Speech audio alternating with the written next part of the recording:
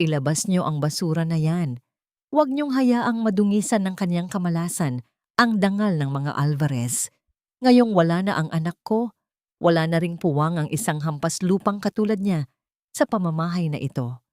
Ang boses ni Donna Consolacion ay parang matalim na kidlat na humiwa sa gitna ng pagngangalit ng bagyong humahampas sa labas ng mansyon. Ang bawat salita ay punong-puno ng puot, walang bahid ng awa para sa babaeng nakasubsob sa malamig na sahig ng malaking sala. Si Teresa ay tila isang ibon na bali ang pakpak. Ang kanyang mga daliri na puno ng tusok ng karayom at gasgas dahil sa 3 gabing walang tulog ay mahigpit na nakakapit sa telang seda ng isang gown na kulay ginto.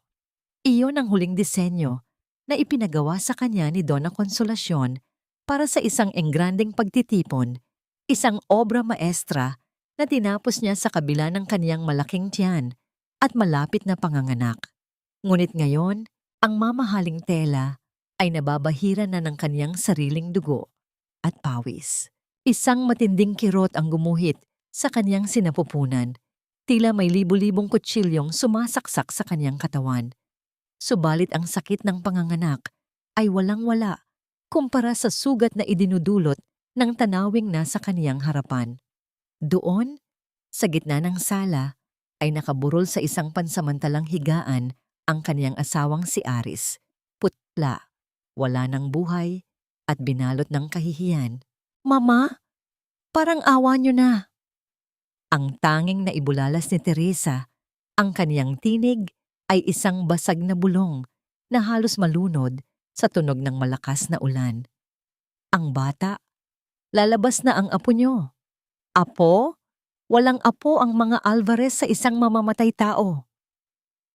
Isang malakas at mabilis na sampal ang dumapo sa pisngi ni Teresa, dahilan upang tumama ang kanyang ulo sa gilid ng marmol na lamesa.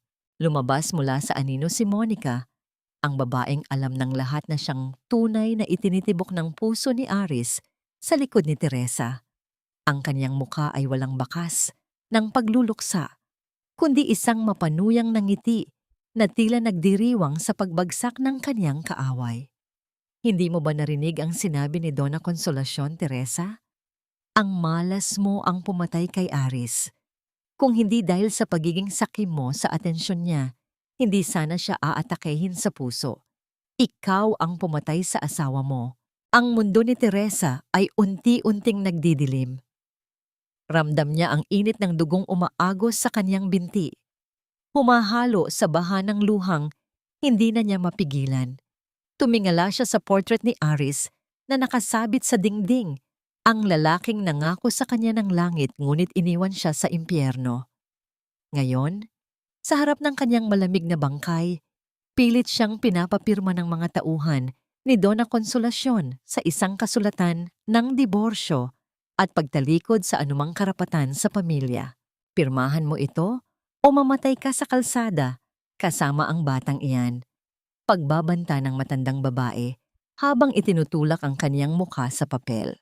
Sa gitna ng kaniyang paghihingalo, isang huling lakas ang piniga ni Teresa. Hindi siya sumigaw, hindi siya nagmakaawa ng higit pa roon. Sa halip, ang kaniyang mga mata ay dumapo sa kaniyang tahi-tahing gown na ngayon ay tinatapakan na ni Monica. Ang bawat hibla ng sinulid doon ay saksi sa kaniyang pagtitiis, sa kaniyang pag-ibig na binaliwala, at sa kaniyang dangal na niyurakan. Ang malamig na kamay ng mga bodyguard ay sumunggab sa kaniyang balikat. Kinakaladkad siya palabas, patungo sa malaking pinto ng mansyon. Ang bawat hakbang ay tila 1,000,000 taon ng paghihirap. Nang bumukas ang pinto, sinalubong siya ng malupit na hangin at ulan ng Maynila. Itinulak siya palabas, at ang tunog ng pagsasara ng malaking pintong bakal ay tila ang huling hininga ng kaniyang dating buhay. Nakahandusay si Teresa sa basa at maputik na kalsada, sa ilalim ng madilim na langit na tila nakikiramay sa kaniyang sinapit. Ang sakit sa kaniyang tiyan ay hindi na mapigilan. Sa gitna ng kulog at kidlat, isang matinis na iyak ng sanggol ang pumunit sa katahimikan ng gabi. isang sanggol na isinilang sa dumi ng lansangan, habang ang kanyang ama ay nakahiga sa ginto at ang kanyang ina ay itinuring na basura. Habang unti-unting nawawalan ng malay si Teresa, isang huling tanong ang umalingaw-ngaw sa kanyang isipan. Mas masakit pa sa sugat ng kanyang katawan. Ito na nga ba ang katapusan ng aking pagdurusa? O ito pa lamang ang simula ng isang mahabang gabi ng paghihiganti? Paano makakabangon ang isang pusong naging kristal na dahil sa lamig ng mundo, kung ang tanging natitira sa kanya ay isang hiningang puno ng pait? Huwag mong isipin na ginawa ko ito dahil mahal kita o dahil may puwang pa ang awa sa puso ko para sa'yo. Ginawa ko ito dahil ayaw kong mabulok sa kalsada ang dugong Alvarez at pag-usapan ng buong Maynila ang kapabayaan ng pamilyang ito. Ang boses ni Donna Consolacion ay tila isang malamig na haplos ng yelo sa balat ni Teresa nang magising siya mula sa mahabang kadiliman. Hindi puting kisame ng ospital ang bumungad sa kanya, kundi ang malabo at maalikabok na ilaw ng isang maliit na silid sa likod ng mansyon, ang bodega na ginawa ring tulugan ng mga labandera. Ang amoy ng sabon at chlorine ay humahalo sa malansang amoy ng kaniyang sariling dugo. Isang paalala ng malupit na gabing nagdaan. Sinubukan ni Teresa na bumangon, ngunit ang bawat galaw ay tila humihila sa kaniyang mga tahi. Ang kaniyang sinapupunan ay nananatiling mahapdi, isang hungkag na espasyo na naghahanap sa init ng sanggol na kaniyang isinilang. Nasaan? Nasaan ang anak ko? Ang kaniyang basag na tinig ay parang tuyot na dahon na nalalaglag sa semento. Wala ka sa posisyon para magtanong, Teresa, sagot ni Donna Consolacion habang dahan-dahang hinahaplos ang kaniyang mamahaling perlas na kwintas. Ang anak mo ay ligtas. Siya ay nasa loob ng mansyon, sa ilalim ng pangangalaga ni Monica. Doon ay magkakaroon siya ng maayos na buhay, gatas na hindi galing sa isang inang puno ng malas at pangalang hindi nadungisan ng kahirapan. Tila 1,000 karayom ang bumaon sa puso ni Teresa. Pero ako ang ina niya. Ako ang nagluwal sa kanya. Ina? Isang malamig at mapait na halakhak ang lumabas mula sa matandang babae. Anong klaseng ina ang tinutukoy mo? Iyong babaeng nawalan ng asawa at walang nagawa, kundi malunod sa sariling paghihirap. Iyong kahit sarili niya ay hindi kayang buhayin? Matalim ang kanyang tingin habang dahan-dahang lumalapit kay Teresa. Makinig kang mabuti, kung hindi dahil sa mga taong ipinadala ko noon para sagipin ka sa baha, matagal ka nang nawala sa mundong ito. Ang buhay na meron ka ngayon ay dahil sa pamilya Alvarez, kaya huwag mong kalilimutan kung kanino ka may utang. Ito ang sining ng pagmamanipula ni Donna Consolacion, ang ipamukha kay Teresa na ang kaniyang pagdurusa ay isang biyaya at ang kaniyang pag-iral ay isang malaking pagkakamali. Sa bawat salita, tila itinatali ng matanda ang isang hindi nakikitang tanikala sa leeg ni Teresa, isang tanikala ng utang na loob na mas mabigat pa sa anumang bakal. Lumipas ang mga araw na parang isang mahabang panaginip ng pasakit. Si Teresa ay hindi pinayagang pumasok sa loob ng mansyon. Ang kaniyang tanging tungkulin ay ang maglaba, magplansa, at magkuskos ng mga dumi ng pamilyang nagtapon sa kanya. Sa gabi, kapag ang buong paligid ay balot na ng katahimikan, inilalapit niya ang kanyang mukha sa malamig na pader na naghihiwalay sa kanya sa silid ng mga bata. Doon, sa gitna ng kadiliman, maririnig niya ang marahang iyak ni Esperanza. Ang bawat munting tinig ng sanggol ay tila isang kumpas na nagpapabilis sa tibok ng kanyang puso. Hindi man niya mahawakan ang kanyang anak, ang kanyang boses ay dahan-dahang gumagapang sa mga bitak ng pader habang siya ay umaawit ng isang hele, isang himig na itinuro sa kanya ng kaniyang yumaong ina sa tondo. Isang kanta ng pag-asa sa gitna ng dalita. Isang hapon, habang naglalaba si Teresa ng mga damit ni Monica, nakita niya ang kaniyang kaaway na naglalakad sa garden. Karga-karga ni Monica ang sanggol at sa harap ng mga bisita, buong pagmamalaki niyang ipinakikilala si Esperanza bilang sarili niyang anak. Ang bawat haplos ni Monica sa bata ay tila isang sampal kay Teresa.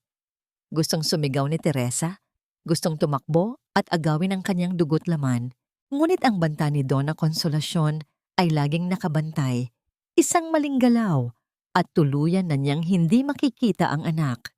Habang nagliligpit ng mga basura sa opisina ni Donna Consolacion, isang gawaing ipinagkatiwala sa kanya dahil alam nilang wala siyang lakas na lumaban, isang piraso ng papel ang nahulog mula sa isang nakabukas na folder.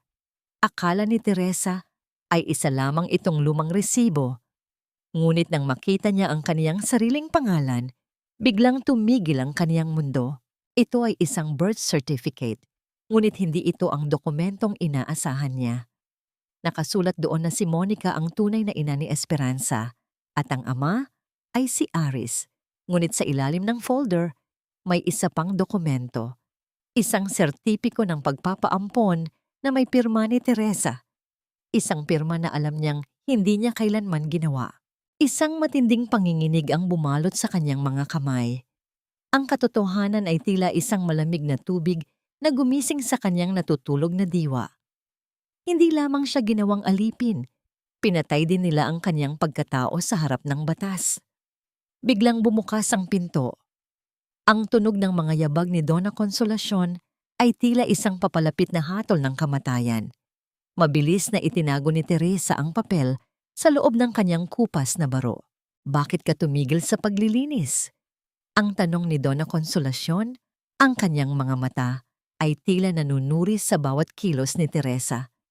May nakita ka bang hindi mo dapat makita? Tumingin si Teresa sa sahig, pilit itinatago ang nagliliyab na galit sa kanyang mga mata. Wala po, senyora.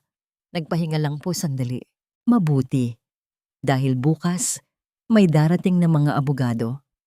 Kailangan mong pirmahan ang huling kasunduan na hindi mo kailanman lalapitan ang anak ni Monica kung ayaw mong mabulok sa kulungan sa salang pagnanakaw. Habang paalis ang matanda, mahigpit na hinawakan ni Teresa ang papel sa kanyang dibdib. Ang kanyang puso, na dati ay puno ng takot, ay unti-unting tumitigas. Ngayon ay alam na niya, ang pamilyang Alvarez ay hindi lamang mga mandaraya. Sila ay mga magnanakaw ng buhay. Ngunit sino ang tunay na may-ari ng tadhana?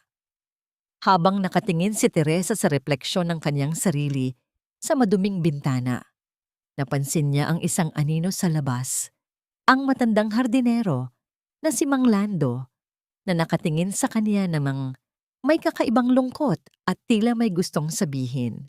Ano ang sikretong itinatago ng matandang ito na tila takot na takot sa bawat galaw ni Donna Consolacion? At hanggang kailan kayang tiisin ni Teresa ang makitang ang sarili niyang anak ay lumalaki sa bisig ng kanyang pinakamasamang kaaway? Ang dumi ng selyo ng pagkatao mo ay hindi kailanman mabubura ng sabon at tubig, Teresa. Huwag mong hahawakan ng bata gamit ang marumi mong mga kamay. Baka mahawa siya ng kuto at malas mo. Ang boses ni Monica ay parang matalas na patalim na humihiwa sa katahimikan ng nursery, habang si Teresa ay nakaluhod sa sahig, kinukuskos ang mga bakas ng gatas na natapon sa mamahaling alpombra. Ang kaniyang mga kamay ay magaspang na. Ang mga kuko ay basag-basag dahil sa walang tigil na paglalaba at paglilinis mula madaling araw hanggang malalim na gabi. Tumingala si Teresa ng bahagya, sapat lamang para makita ang kanyang anak na si Esperanza na nakahiga sa isang marangyang kuna. Ngunit ang puso niya ay parang pinipiga sa sakit. Ang kanyang anak, na dapat ay punong-puno ng sigla, ay namumutla at tila pagod sa kaiiyak. Habang si Monica ay abala sa pag-aayos ng kanyang kolorete sa harap ng salamin, hindi man lang nito napapansin na ang lampin ng bata ay basa na at ang kanyang munting braso ay may mapulang marka. Isang bakas ng mahigpit na pagkakahawak na hindi nararapat sa isang sanggol. Ma'am Monica, tila po may lagnat ang bata. Ang mahinang ulat ni Teresa, ang kaniyang boses ay nanginginig sa pagitan ng takot at pag-aalala. At kailan ka pa naging doktor, ha? Ang bulyaw ni Monica habang tinititigan siya ng masama sa salamin. Umalis ka na rito. Tapusin mo yung paglalabas sa likod. At huwag kang kakain hanggat hindi mo natatapos ang lahat ng bedsheets na ginamit ng mga bisita kagabi. Lumabas si Teresa sa silid. Bit-bit ang balde ng maruming tubig. Ngunit ang kanyang isipan ay naiwan sa munting anghel sa loob. Sa pasilyo, nakasalubong niya ang iba pang mga katulong. Sila, na dati ay kanyang nakakasalamuhan ng maayos, ngayon ay tumatalikod at nagbubulungan. Ang laso ni Donna Consolacion ay kumalat na sa buong mansyon. Lahat sila ay naniniwala na si Teresa ay isang malas na pumatay sa sariling asawa para sa pera. Ang bawat hakbang patungo sa likod bahay ay tila paghatak sa isang mabigat na kadena. Ang init ng araw ay tumatama sa kanyang likuran, ngunit ang lamig sa kanyang kalooban ay hindi matunaw-tunaw. Doon, sa ilalim ng isang matandang puno ng mangga, nakita niya ang matandang hardinero na si Mang Lando. Siya lamang ang tanging tao sa mansyon na hindi tumitingin sa kanya ng may panghuhusga. Lumapit ang matanda habang kunwari ay nagdidilig ng mga halaman. Mula sa kanyang bulsa, kinuha niya ang isang pirasong tinapay na nakabalot sa lumang dyaryo at mabilis itong iniabot kay Teresa. Kumain ka, iha. Kailangan mo ng lakas para sa anak mo. Ang bulong ni Mang Lando. Ang kanyang mga mata ay laging nakabantay sa paligid. Tila natatakot na makita sila ng mga surveillance camera na nakakalat sa bawat sulok. Salamat po, Mang Lando. Bakit niyo po ito ginagawa? Ang tanong ni Teresa habang pilit na nilulunok ang tinapay na tila bumabara sa kanyang lalamunan dahil sa emosyon. Dahil alam ko ang totoo, Teresa. Nakita ko kung paano ka magsilbi sa mga cross nung bata ka pa. Ang kabutihan ay hindi kailanman nawawala. Itinatago lang ito ng mga taong sakim. Ang sagot ng matanda, bago siya mabilis na bumalik sa kanyang ginagawa.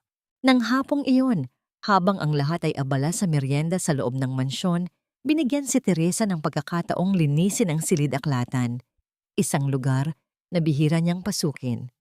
Doon, nakita niya si Mang Lando na maingat na nililinisan ng isang lumang baul na gawa sa nara. Ang baul na yon ay may ukit na pamilyar kay Teresa. Isang disenyong nakita na niya noon sa mga lumang larawan ng kanyang mga magulang. Bakit ganoon na lamang ang pag-iingat ni Mang Lando sa baul na yon? At bakit tila may luhang nagniningning sa mga mata ng matanda tuwing titingnan siya? Sa gitna ng kaniyang pag-iisip, narinig niya ang malakas na pagbagsak ng isang bagay mula sa itaas. Kasunod ang matinis na tili ni Monica at ang iyak ni Esperanza na puno ng sakit. Ang tunog ng mabilis na pagtakbo ng mga yabag sa hagdan ay tila isang babala na may masamang nangyari. Napatayo si Teresa. Ang kaniyang puso ay tumitibok ng mabilis, tila gustong kumawala sa kaniyang dibdib. Ang kaniyang instinto bilang ina ay sumisigaw. Hindi na niya inisip ang banta ni Donna Consolacion. Sa isang sandali, nalimutan niya ang kaniyang pagiging alipin. Ano ang sinapit ni Esperanza sa kamay ng isang inang walang ibang inisip kundi ang sarili? At kaya ba ni Teresa na manatiling tahimik habang naririnig ang kaniyang anak na nagdurusa sa likod ng mga gintong pinto ng mansyong Alvarez? Huwag mong dungisan ang kristal na ito ng iyong pawis, Teresa. Mas mahal pa ang basong yan kaysa sa iyong buong pagkatao. Ang tinig ni Monica ay puno ng kasibuhan. Tila isang malapot na putik na pilit ibinabahid sa dangal ni Teresa habang iniaabot sa kanya ang isang mamahaling tray. Ngayong gabi, ang mansyon ng mga Alvarez ay nababalot ng ginto at liwanag. Isang engrandeng pagtitipon para sa mga matatayog na lipunan ng Maynila ang kasalukuyang nagaganap. At si Teresa, sa kanyang kupas at tagpi-tagping uniforme ang inatasang magsilbi bilang tagadala ng alak sa mga panauhing hindi man lang siya tinitingnan sa mata. Ang bawat halakhak sa loob ng malaking bulwagan ay tila isang kumpas ng latigo sa kaniyang pandinig. Habang ang mga kababaihan ay nagkikislapan sa kanilang mga diamante at mababangong pabango, si Teresa naman ay nangangamoy Clorox at pagtitiis. Ang kaniyang mga binti ay nanginginig sa pagod, ngunit ang kaniyang isipan ay laging lumilipad sa nursery kung nasaan ang kaniyang anak. Narinig niyo ba ang balita? Ang tanong ng isang matandang babae na nakasuot ng terno. Ang kaniyang boses ay sapat na malakas para marinig ni Teresa habang naglalagay ito ng inumin. Ang Cross Bank ay naghahanap pa rin ng kanilang nawawalang tagapagmana. Sabi nila, bilyon-bilyong dolyar ang naghihintay sa kung sino mang makapagpapatunay na siya ang huling supling ni Don Alejandro Cross. Imposible na yon, sagot naman ng isa pa habang humihigop ng champagne. Sabi nila ay namatay ang batang yon sa sunog 20 taon na ang nakalilipas, isang trahedya na naging mitya ng pagbagsak ng kanilang pamilya. Sa sandaling iyon, tila huminto ang pag-ikot ng mundo ni Teresa. Ang pangalang Alejandro ay tila isang susi na nagbukas sa isang silid sa kaniyang gunita na matagal nang nakapinid. Isang malabong imahe ang lumitaw sa kaniyang isipan, isang malaking silid na puno ng mga libro, ang amoy ng lumang papel at tabako, at isang lalaking may mainit na ngiti na laging tumatawag sa kaniya ng aking munting prinsesa. Naglakbay ang kanyang diwa sa nakaraan. Naalala niya ang isang gabing puno ng usok at apoy, ang hiyaw ng kanyang ina, ang mahigpit na yakap ng kanyang ama bago siya ibinigay sa isang hindi kilalang lalaki para iligtas. Ngunit ang lahat ng yon ay parang mga piraso ng puzzle na hindi mabuo-buo dahil sa takot at sakit. Isang matinding panginginig ang gumapang sa kaniyang mga kamay. Ang pilak na tray na kaniyang hawak ay nagsimulang gumalaw. Ang pag-uumpugan ng mga basong kristal ay lumikha ng isang marahang tunog na tila babala ng isang darating na unos. Teresa, ano ang tinatayo-tayo mo dyan? Ang mahinang bulyaw ni Donna Consolacion na biglang sumulpot sa kaniyang likuran. Ibigay mo ang inuming iyan sa mga bisita at huwag kang magmukhang tuod. Napansin ni Teresa ang kaba sa mga mata ng kaniyang biyenan nang mabanggit ang pangalan ng mga Cross. Bakit tila takot ang matandang babae sa tuwing naririnig ang tungkol sa bangkong iyon? Bakit tila may itinatago silang lihim na nakabaon sa ilalim ng pundasyon ng mansyong ito? Sa isang sulok ng silid, nakita ni Teresa ang isang dyaryo na iniwan ng isa sa mga bisita. Sa front page nito, may isang portrait ng isang lalaking pumanaw na si Don Alejandro Cross. Ang kanyang mga mata, ang hugis ng kanyang ilong, at ang kurbada ng kanyang mga labi ay tila isang salamin ng sariling mukha ni Teresa na nakikita niya tuwing umaga sa maduming tubig ng balde. Ang kanyang puso ay tumibok ng napakabilis, tila isang tambol na nagpapahayag ng digmaan. Ang bawat hininga niya ay naging mabigat. Ang katotohanan ay tila isang kidlat na tumama sa kanyang buong pagkatao. Hindi siya isang mampas lupa, hindi siya isang aksidente ng tadhana. Sa kaniyang pagkagulantang, hindi na niya nakontrol ang kaniyang katawan. Ang pilak na tray ay tuluyang nadulas sa kaniyang mga daliri. Ang tunog ng pagkabasag ng mga kristal na baso sa sahig ay tila isang pagsabog na nagpatahimik sa buong bulwagan. Ang mamahaling alak ay tumalsik sa bestida ni Monica na mabilis na tumili sa galit. "Anong ginawa mo? Ikaw na tanga ka!" Ang sigaw ni Monica habang nakaduro ang kaniyang daliri sa mukha ni Teresa. Ngunit hindi narinig ni Teresa ang mga mura. Ang kaniyang mga mata ay nakapako sa larawan sa dyaryo na ngayon ay nababasa na ng alak sa sahig. Doon, sa leeg ng lalaki sa portrait, ay nakasabit ang isang katulad na singsing na nakatago sa kaniyang bulsa. Ang singsing na may tatak na cross. Sino nga ba ako? Ang tanong na ito ay umalingaw-ngaw sa kanyang isipan habang ang mga mata ni Donna Consolacion ay nanlilisik sa takot at galit. Alam ba nila? Alam ba nila ang tunay kong pagkatao, kaya nila ako ginawang alipin para manatiling nakatikom ang aking bibig? Huwag mong isipin na ang pagbagsak ng mga basong yan ay kasing daling linisin ng iyong mga kasalanan, Teresa. Sa bawat bubog na nabasag, isang gabi ang idadagdag ko sa iyong pagkakulong sa dilim. Ang boses ni Donna Consolacion ay tila isang hatol ng kamatayan habang tinuturo niya ang pinto patungo sa bodega sa ilalim ng hagdan. Hindi na hinintay ni Teresa na kaladkarin siya ng mga bodyguard sa kanyang sariling mga paa kahit nanginginig at puno ng sugat mula sa mga bubog na kaniyang nilinis gamit ang hubad na kamay. Lumakad siya patungo sa kanyang bilangguan. Ang tunog ng susi na umiikot sa kandado ay tila huling hininga ng kanyang pag-asa. Sa loob ng bodega, ang hangin ay luma at puno ng alikabok, amoy ng mga gamit na kinalimutan na ng panahon. Naupo si Teresa sa malamig na semento.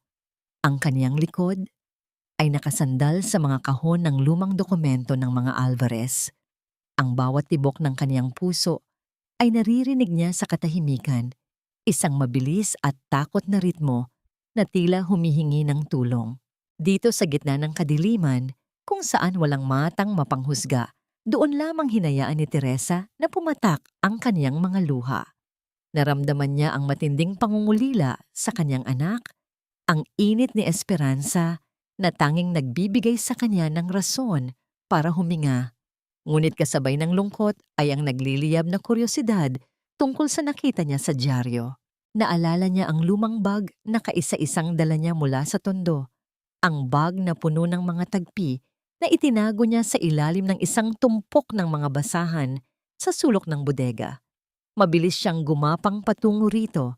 Ang kanyang mga daliri ay naghahanap sa ilalim ng madidilim na sulok hanggang sa mahawakan niya ang magaspang na tela. Sa loob ng isang lihim na bulsa sa ilalim ng bag, nadama niya ang isang matigas at pabilog na bagay. Marahan niya itong inilabas. Kahit walang sapat na liwanag, tila may sariling ningning ang gintong singsing na kaniyang hawak. Ang ukit na krus sa gitna nito ay tila nagbibigay ng init sa kaniyang nanlalamig na palad. Cross! Ang bulong niya. Ang kaniyang tinig ay nanginginig sa pagitan ng pag-asa at takot. Ito ang sinabi ni Inay bago siya pumanaw. Huwag ko raw itong iwawala dahil ito ang susi sa aking totoong tahanan. Hinaplos niya ang bawat detalye ng singsing.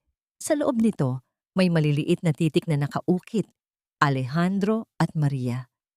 Ang mga pangalang iyon ay tila mga anino na sumasayaw sa kanyang alaala.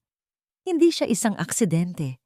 Siya ay bunga ng isang pag-ibig na kinalimutan, isang dugong bughaw na itinapon sa putika ng mga Alvarez para lamang sa kanilang pansariling interes. Isang matinding emosyon ang bumuhos sa kaniyang puso. Hindi na ito ang Teresa na laging nakayuko at tumatanggap ng sampal. Ang bawat haplos niya sa singsing ay tila isang panata ng pagbangon. Ang selyong ito ay hindi lamang ginto. Ito ang kaniyang sandata.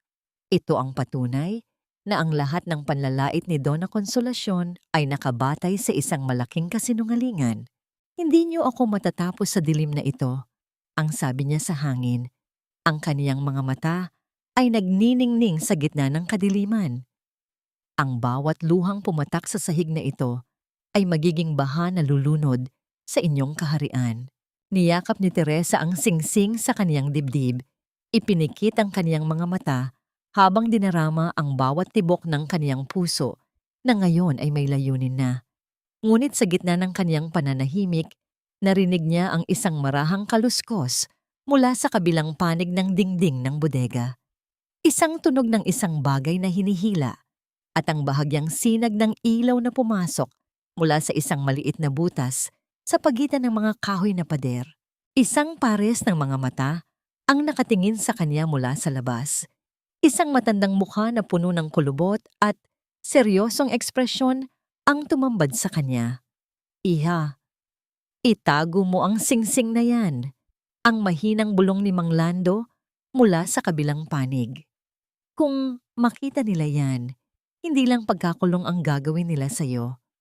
Papatayin nila ang huling cross na nabubuhay. Napasinghap si Teresa. Ang kanyang kamay ay mabilis na ikinubli ang singsing. Bakit alam ni Mang Lando ang tungkol sa Pamilya Cross? At ano ang tunay na papel ng matandang ito sa madilim na nakaraan na pilit ibinabaon ng mga Alvarez? Huwag kang gagawa ng anumang ingay, Teresa. Ang bawat tibok ng iyong puso ay maaaring maging mitya ng iyong kamatayan kung makakarating ito sa pandinig ng matandang serpiente sa loob ng mansyon. Ang bulong na yon ni Mang Lando ay tila isang malamig na hangin na dumaan sa maliit na butas ng dingding ng bodega. Sapat na upang patigilin ang paghinga ni Teresa. Sa gitna ng kadiliman, nakita ni Teresa ang mga mata ng matanda. Mga matang puno ng hapis, takot, at isang uri ng katapatang matagal na niyang hindi nakikita sa mundong kaniyang kinagagalawan. Narinig ni Teresa ang marahang pag-ikot ng susi sa kandado. Ang tunog ng pagbukas ng pinto ay tila isang himala sa gitna ng kaniyang pagdurusa. Dahan-dahang bumukas ang pintong bakal at tumambad ang anino ni Mang Lando na may hawak na maliit na flashlight. Mabilis siyang pumasok at muling isinara ang pinto. Tinitiyak na walang makakakita sa kaniyang pagtataksil sa mga Alvarez. Mang Lando, bakit niyo po ito ginagawa? Ang tanong ni Teresa. Ang kaniyang boses ay pabulong ngunit puno ng kalituhan. Bakit niyo po ako tinutulungan? Huminto ang matanda. Ang kanyang kamay na puno ng kulubot ay dahan-dahang itinaas para haplusin ang kaniyang sariling mukha sa bahaging may malaki at tuyot na pilat na tila galing sa isang matinding sunog. Sa ilalim ng mahinang ilaw, ang pilat na yon ay tila isang mapa ng isang madilim na nakaraan. Dahil ako ang nagdala sa iyo sa tondo, Teresa, ang pag-amin ni Mang Lando, ang kaniyang tinig ay nanginginig sa pagsisisi. Dati akong driver at bodyguard ng iyong ama, si Don Alejandro Cross. Noong gabing sunugin ng mga traidor ang inyong mansyon, ikaw ang tanging nailigtas ko. Ipinangako ko sa iyong ama na poprotektahan kita. Ngunit dahil sa takot ko kay Donna Consolacion, hinayaan kong maging ganito ang buhay mo. Ang bawat salita ng matanda ay tila isang malakas na hampas sa dibdib ni Teresa. Ang kaniyang buong buhay ay isang malaking dula na pinatatakbo ng mga taong nakapaligid sa kanya. Ang mga Alvarez ay hindi lamang mga amo na mapang-api. Sila ay mga buwayang naghintay sa tamang panahon para lamunin ang kaniyang mana. Bakit sila, Mang Lando? Bakit ang mga Alvarez? Ang tanong ni Teresa, habang ang kanyang mga daliri ay mahigpit na nakakapit sa kanyang kupas na uniforme. Utang. Malaking utang ang dahilan. Ang paliwanag ng matanda habang binabantayan ang pinto. Nalulubog sa utang ang pamilya Alvarez noon. Nang mawala ang iyong pamilya, sila ang nakinabang sa ilang mga dokumentong naiwan. Ngayon, ginagawa ka nilang alipin para masigurong wala nang makakaalam sa katotohanan. Ngunit hindi na ako papayag na pati ang iyong anak ay maging biktima nila. Mula sa kanyang bulsa, kinuha ni Mang Lando ang isang maliit na piraso ng papel na lukot-lukot na.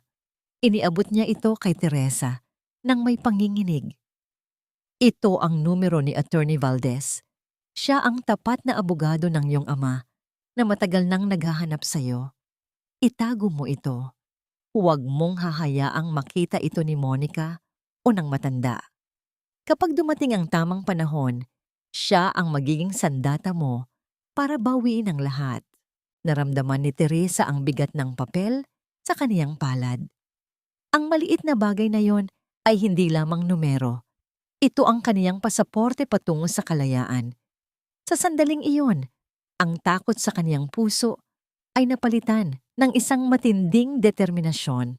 Salamat po, Mang Lando. Hindi ko po malilimutan ito. Ang pangako ni Teresa habang hinahaplos ang magaspang na kamay ng matanda.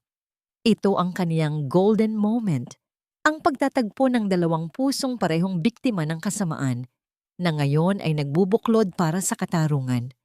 Ngunit sa gitna ng kanilang usapan, narinig nila ang tunog ng mabibigat na yabag sa pasilyo sa labas. Ang boses ni Donna Consolacion ay papalapit. Tinatawag ang pangalan ni Mang Lando ng may halong awtoridad at hinala.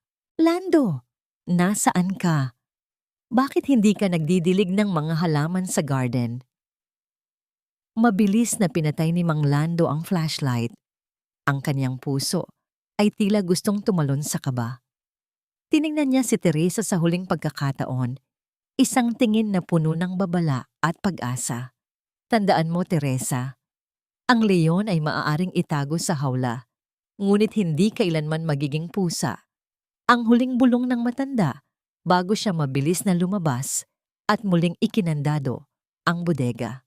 Naiwan si Teresa sa gitna ng muling pagbabalik ng kadiliman. Ngunit sa pagkakataong ito, hindi na siya natatakot. Hawak niya ang papel, hawak niya ang katotohanan. Habang naririnig niya ang pagalit na boses ni Donna Consolacion sa labas, isang huling tanong ang pumasok sa kaniyang isipan. Kaya ko bang magpanggap na tupa sa harap ng mga lobong ito habang hinihintay ko ang sandaling lalabas ang aking mga kuko? At paano kung bago pa man ako makakilos, ay tuluyan na nilang ilayo sa akin ang kaisa-isang dahilan ng aking paglaban, ang aking anak? Ngabo, ang batang iyan ay hindi pamana, kundi isang pabigat na dapat nang mapakinabangan ang presyo bago pa man ito tuluyang maging mitya ng ating pagbagsak. Ang mga salitang iyon ni Donna Consolacion ay tila isang malamig na kutsilyo na bumaon sa likod ni Teresa habang siya ay nakaluhod sa madilim na sulok ng pasilyo. Hawak niya sa kaniyang nanginginig na kamay ang isang basang bimpo na may yelo. Isang simpleng bagay na kaniyang ipinunlo mula sa kusina para sa kaniyang anak na si Esperanza na kasalukuyang namimilipit sa lagnat. Sa kabilang panig ng pinto, naririnig ni Teresa ang walang humpay na pag-iyak ng sanggol. Isang iyak na puno ng pagod. Isang panaghoy na tila humihingi ng tulong sa tanging taong tunay na nagmamahal sa kanya. Ngunit sa loob ng silid, ang tanging maririnig ay ang naiiritang boses ni Monica habang abala ito sa pag-aayos ng kaniyang buhok sa harap ng salamin. Patahimikin mo ang batang iyan, Yaya. Hindi ako makapag-isip kung ano ang isusuot ko para sa party mamaya dahil sa ingay niya. Ang sigaw ni Monica sa isang katulong bago niya marahas na itinulak ang kuna ni Esperanza. Durog na durog ang puso ni Teresa. Ang kaniyang lalamunan ay tuyot na tuyot. Ang kaniyang mga mata ay mahapdi na sa kakaiyak. Ngunit ang sakit sa kaniyang dibdib ay mas matindi pa sa anumang pisikal na pagdurusa. Gusto niyang tumakbo, gusto niyang gamitin ang numerong ibinigay ni Mang Lando at lisanin ang impyernong ito ngayon din. Malaya na sana siya. Maaari na sana siyang magtago at magsimula ng bagong buhay. Ngunit paano niya iiwan ang kaniyang dugot laman na kasalukuyang naghihirap? Ito ang kaniyang sakripisyo. Ang kalayaang abot kamay na niya ay kaniyang binitawan. Dahan-dahan niyang itinago ang papel sa loob ng kaniyang suot na sapatos at tumayo. Nang may mabigat na hakbang, lumapit siya sa pinto at marahang kumatok. Ang kaniyang mukha ay muling ibinalot sa maskara ng isang mapagkumbabang alipin. Ma'am Monica, baka po pwedeng ako na ang magpatahimik sa bata. Alam ko po kung paano siya hilehin para hindi na kayo maabala. Ang pakiusap ni Teresa, ang kaniyang tinig ay sapat na para ipakita ang kaniyang pagpapasailalim. Tinignan siya ni Monica mula ulo hanggang paa nang may matinding pandidiri. Sige, kunin mo ang batang iyan. Siguraduhin mong hindi ko na maririnig ang boses niya, kundi ay itatapon kita sa labas kasama niya. Nang mahawakan ni Teresa si Esperanza, tila huminto ang mundo. Ramdam niya ang init ng katawan ng bata, ang kanyang munting puso na tumitibok ng mabilis dahil sa lagnat. Ito ang kaniyang golden moment, ang sandaling niyakap niya ang anak sa gitna ng kaniyang paghihirap. Ipinatong niya ang kaniyang noo sa noo ng sanggol at bumulong ng mga salitang tanging sila lamang ang nakakaintindi. Nandito na si nanay. Hindi kita iiwan. Hinding-hindi. Ang kanyang panata, habang dahan-dahang pinupunasan ang pawis ng bata gamit ang basang bimpo. Sa kaniyang haplos, unti-unting tumahimik si Esperanza. Ang munting mga daliri ng sanggol ay mahigpit na humawak sa daliri ni Teresa. Tila natatakot na muling mawala ang tanging init na nagbibigay sa kanya ng seguridad. Ngunit ang kapayapaang iyon ay panandalian lamang. Nang makatulog na ang bata at papatapos na ang gabi, inutusan si Teresa ni Donna Consolacion na dalhin ang tsaa sa kanyang silid. Habang papalapit siya sa pintong bahagyang nakabukas, narinig niya muli ang boses ng matandang babae. Ang kanyang boses ay seryoso. Tila may mahalagang transaksyong pinag-uusapan sa telepono. Oo, sigurado na ang flight sa susunod na linggo. Ang mga dokumento para sa adoption ay handa na. Walang makakaalam na ang batang ito ay ipinagpalit sa isang malaking halaga. Sa Singapore na siya lalaki, malayo sa pakialamerang sastreng iyon. Ang perang makukuha natin ay sapat na para maisalba ang ating mga team kamdo na nalulubog na sa utang. Ang baso ng tsaa sa tray ni Teresa ay nagsimulang gumanit. Ang tunog ng pag-uumpugan ng porselana ay tila ang kanyang sariling puso na nababasag sa libu-libong piraso. Ang katotohanan ay mas malupit pa sa kanyang kinatatakutan. Hindi lamang nila nais ilayo ang kanyang anak. Nais nilang ibenta si Esperanza na parang isang kagamitan para lamang maisalba ang kanilang karangyaan. Isang matinding lamig ang gumapang sa kanyang buong katawan. Ang kanyang mga mata ay hindi na naglalabas ng luha. Sa halip, ang mga ito ay naging matalim na, tila isang mga ngaso na nakakita ng kanyang biktima. Ang panahon ng pagtitiis ay tapos na. Ang sakripisyong ginawa niya ngayong gabi ang magiging huling pagkakataon na makikita nila siyang mahina.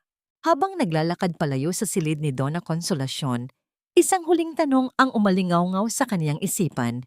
Isang tanong na magiging mitya ng kaniyang pagbabago. Hanggang saan ang kayang gawin ng isang ina para sa kaniyang anak kung ang kaniyang kalaban ay ang mismong demonyong nagsuot ng maskara ng kaniyang pamilya? At ano ang mangyayari kung sa kanyang pagtatangkang iligtas si Esperanza ay matuklasan niya ang mas madilim pang lihim na itinatago ng mga Alvarez tungkol sa pagkamatay ni Aris?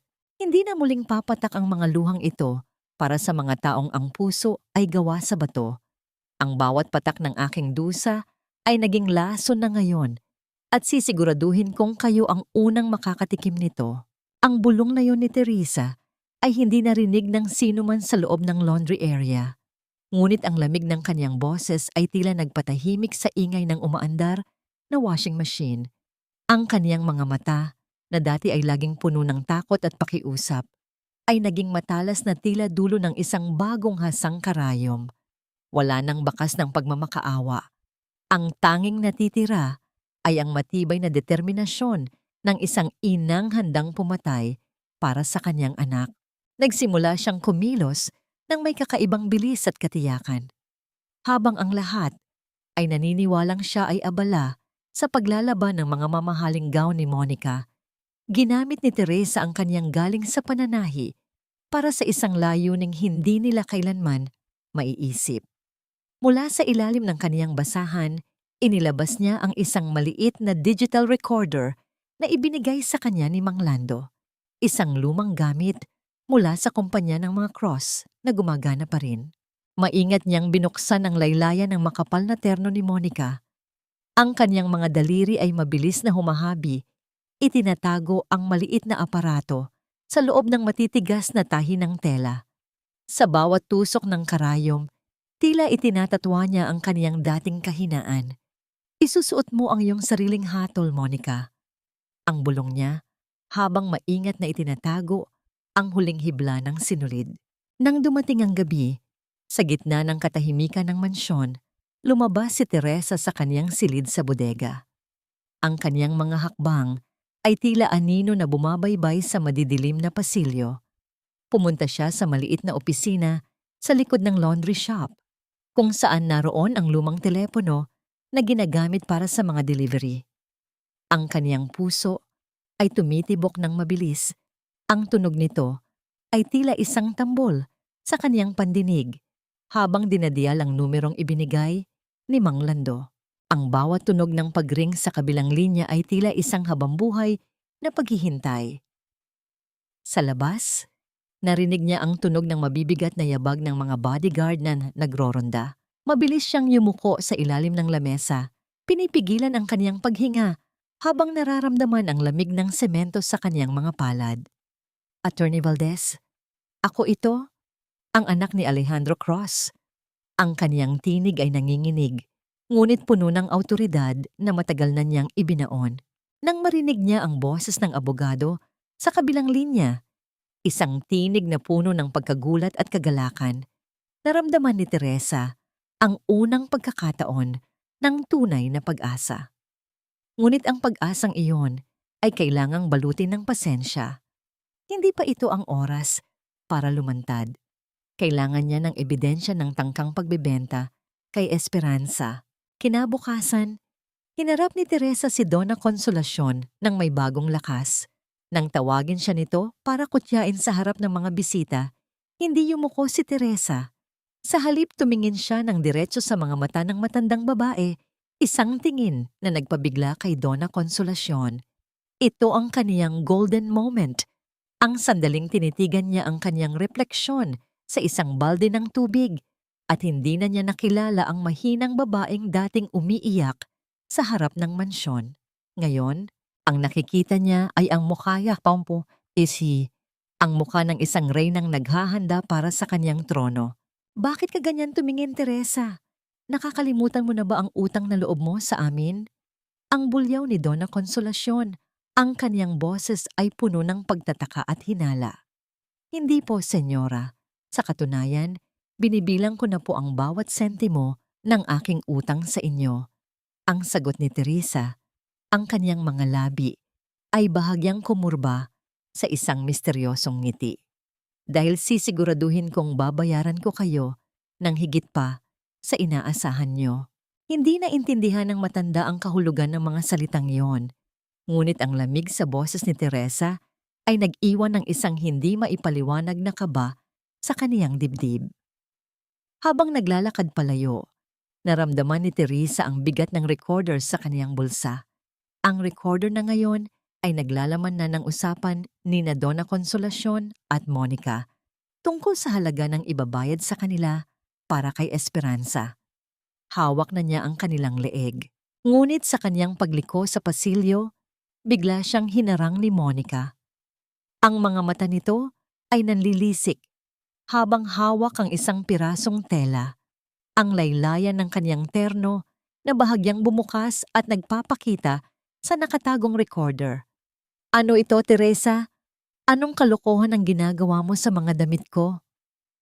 Ang sigaw ni Monica habang marahas na hinahablot ang aparato mula sa tahi. Tumigil ang tibok ng puso ni Teresa. Ang kanyang buong plano ay tila guguho sa isang iglap. Sa gitna ng katahimikan ng pasilyo, ang tunog ng pagkabali ng recorder sa kamay ni Monica ay tila ang tunog ng kanyang sariling hatol. Paano makakaligtas si Teresa sa galit ng mga Alvarez ngayong nabisto ang kanyang unang hakbang ng paglaban?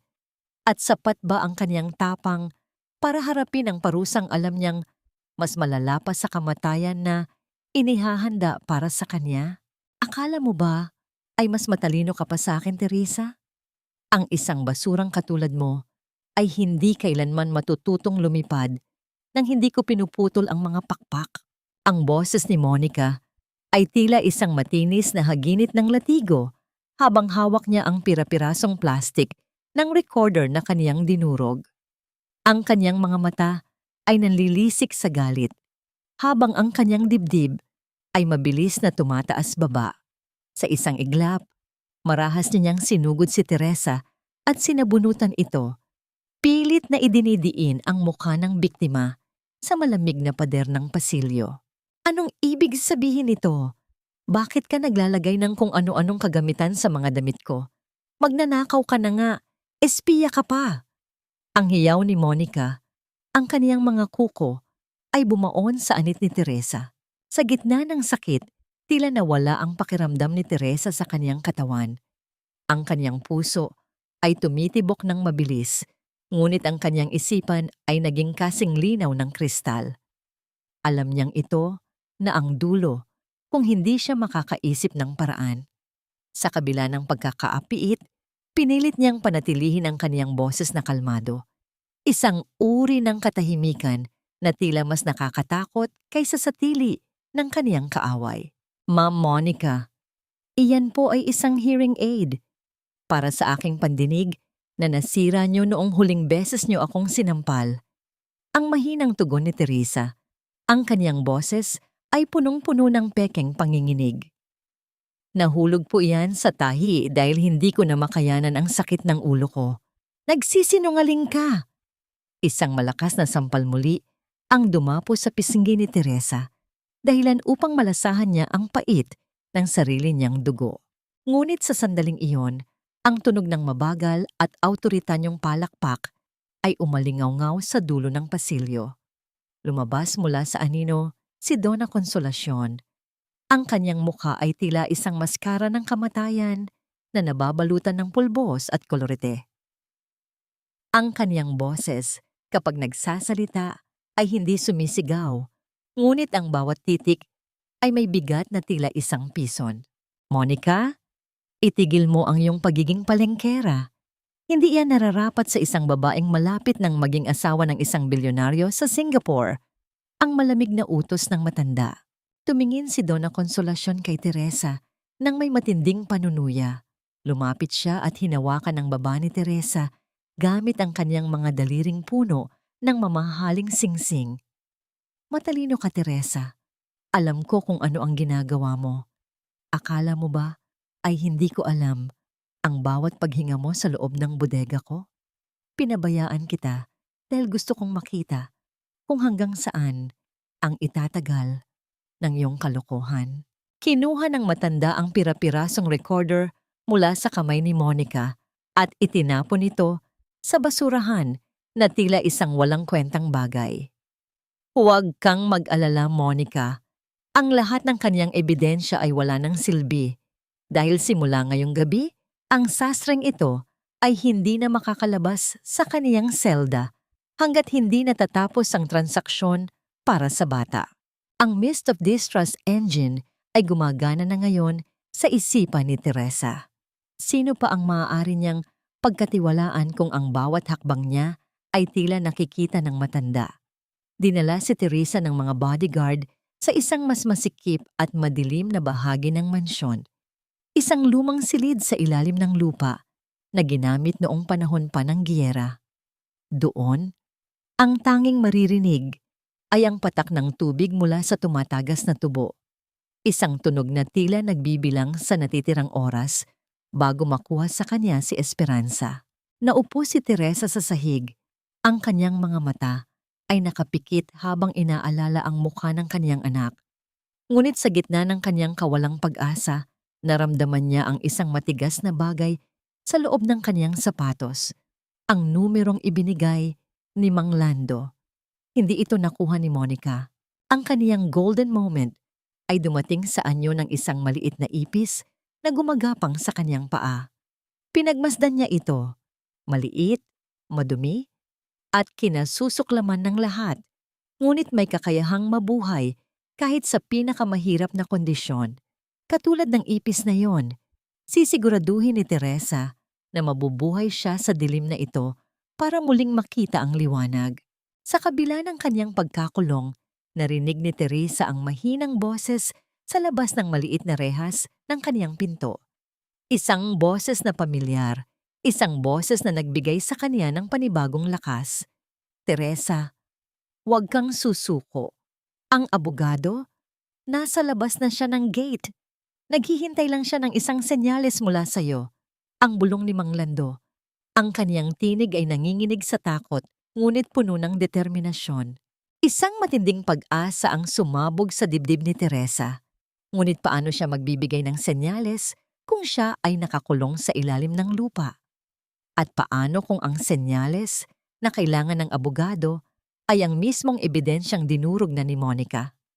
Habang naririnig ni Teresa ang papalapit na tunog ng isang malaking sasakyan sa driveway ng mansyon, ang sasakyang kukuha kay Esperanza patungo sa airport, isang huling tanong ang bumulabog sa kanyang isipan. Kaya ko bang itaya ang aking huling hininga para sa isang senyales na maaaring pumatay sa akin o magligtas sa amin ng aking anak? At ano ang gagawin ni Donna Consolacion kung malaman niyang ang abogadong naghihintay sa labas ay ang taong may hawak ng huling habilin ni Alejandro Cross?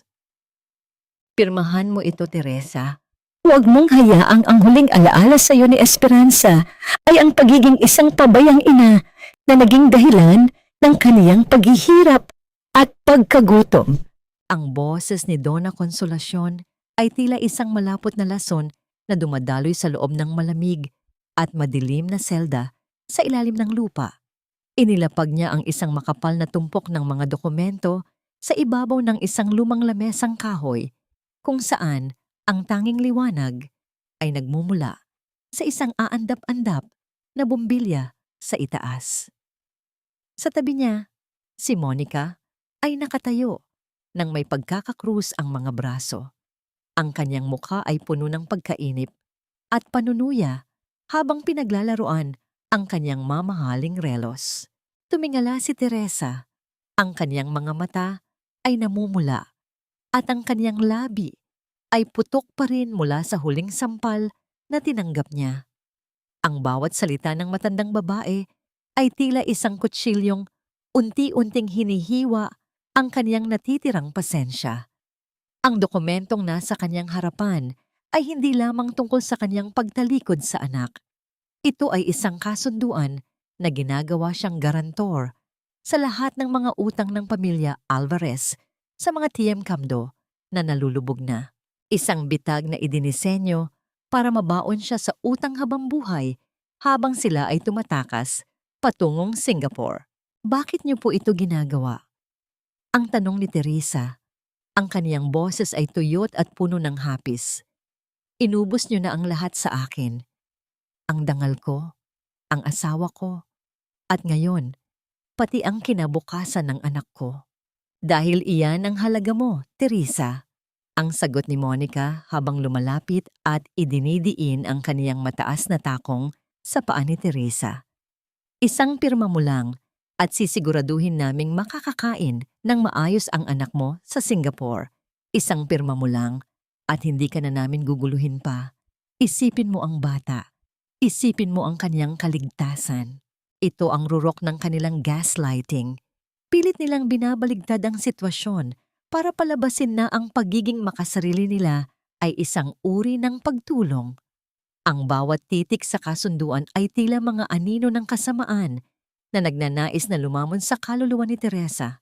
Ang kaniyang golden moment ay dumating nang mapansin niya ang isang maliit na butil ng alikabok na sumasayaw sa ilalim ng aandap-andap na ilaw.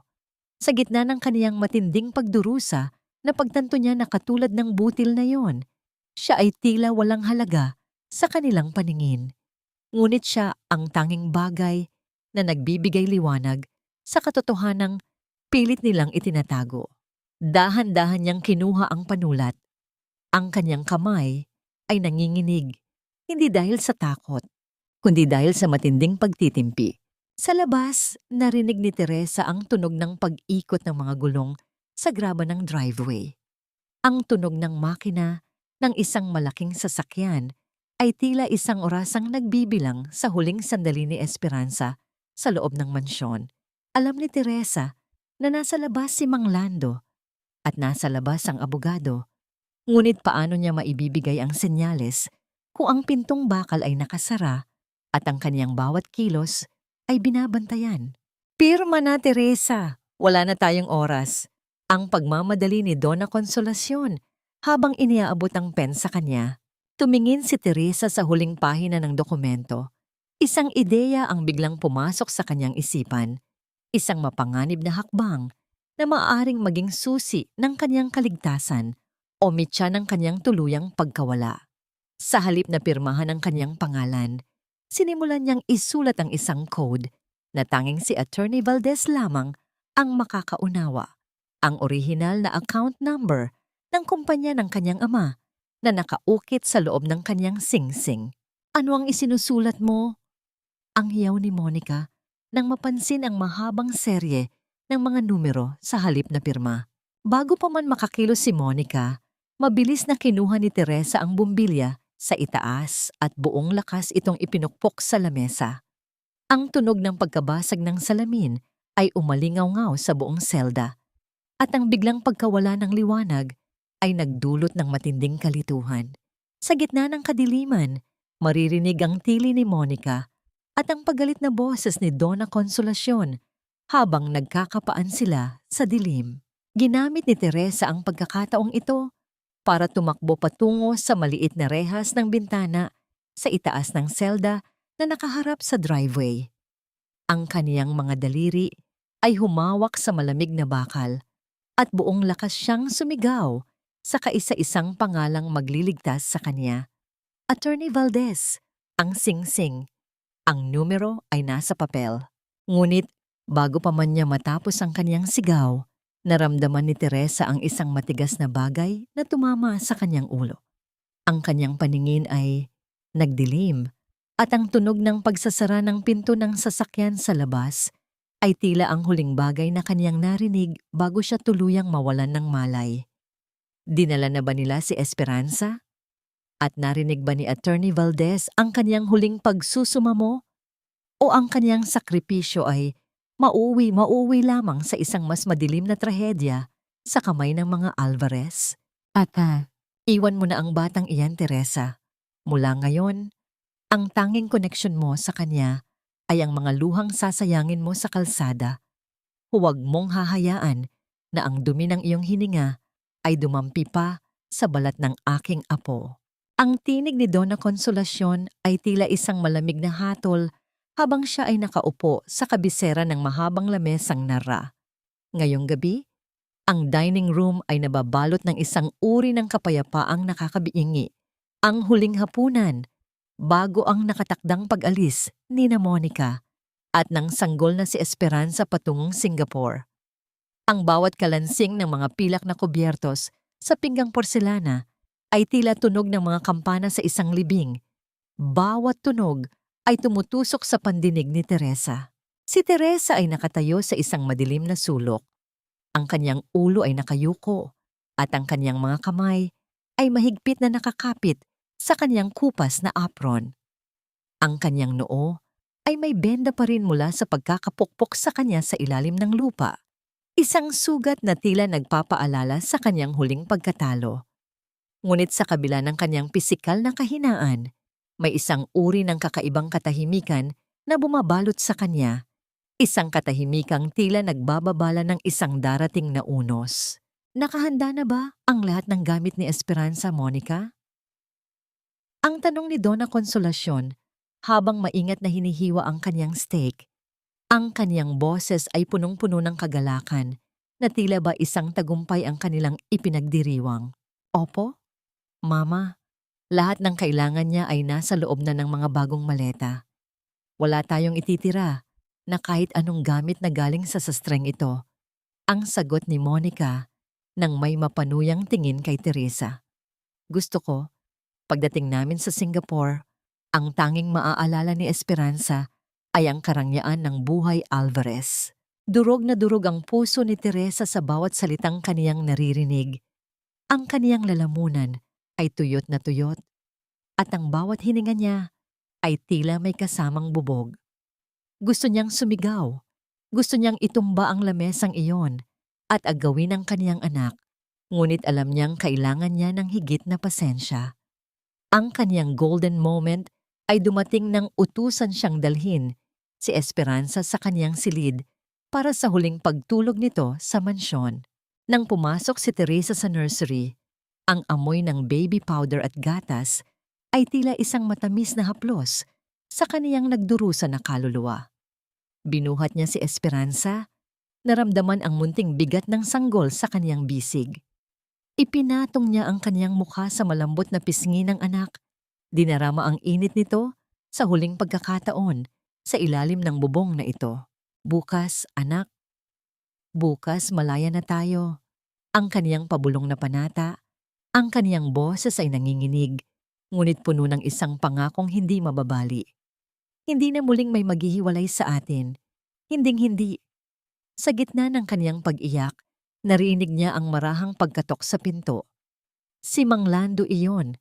Ang kaniyang mga mata ay puno ng pag-aalala. Teresa, kailangan mo nang kumilos. Ang mga bodyguard ay abala sa pag-aayos ng mga sasakyan sa baba. Ito na ang tanging pagkakataon mo. Mabilis na kumilos si Teresa. Hindi niya kinuha ang mga mamahaling damit na ibinigay ni Monica sa bata. Sa halip, binalot niya si Esperanza sa isang lumang kumot na kanyang tinahi ng palihim. Isang kumot na may ukit ng kanyang sariling mga pangarap. Kinuha niya ang kanyang maliit na maleta. Ang maletang naglalaman ng kanyang dangal at ang kaisa-isang ebidensya ng kanyang pagkatao. Dahan-dahan siyang bumaba sa hagdanan ng mga katulong. Ang bawat hakbang niya ay tila aninong gumagapang sa dilim. Ang tunog ng kanyang sariling paghinga ay tila napakalakas sa kanyang pandinig. Nang makarating siya sa dulo ng pasilyo, malapit na sa pintuan, patungo sa garahe, biglang bumukas ang ilaw sa buong bulwagan.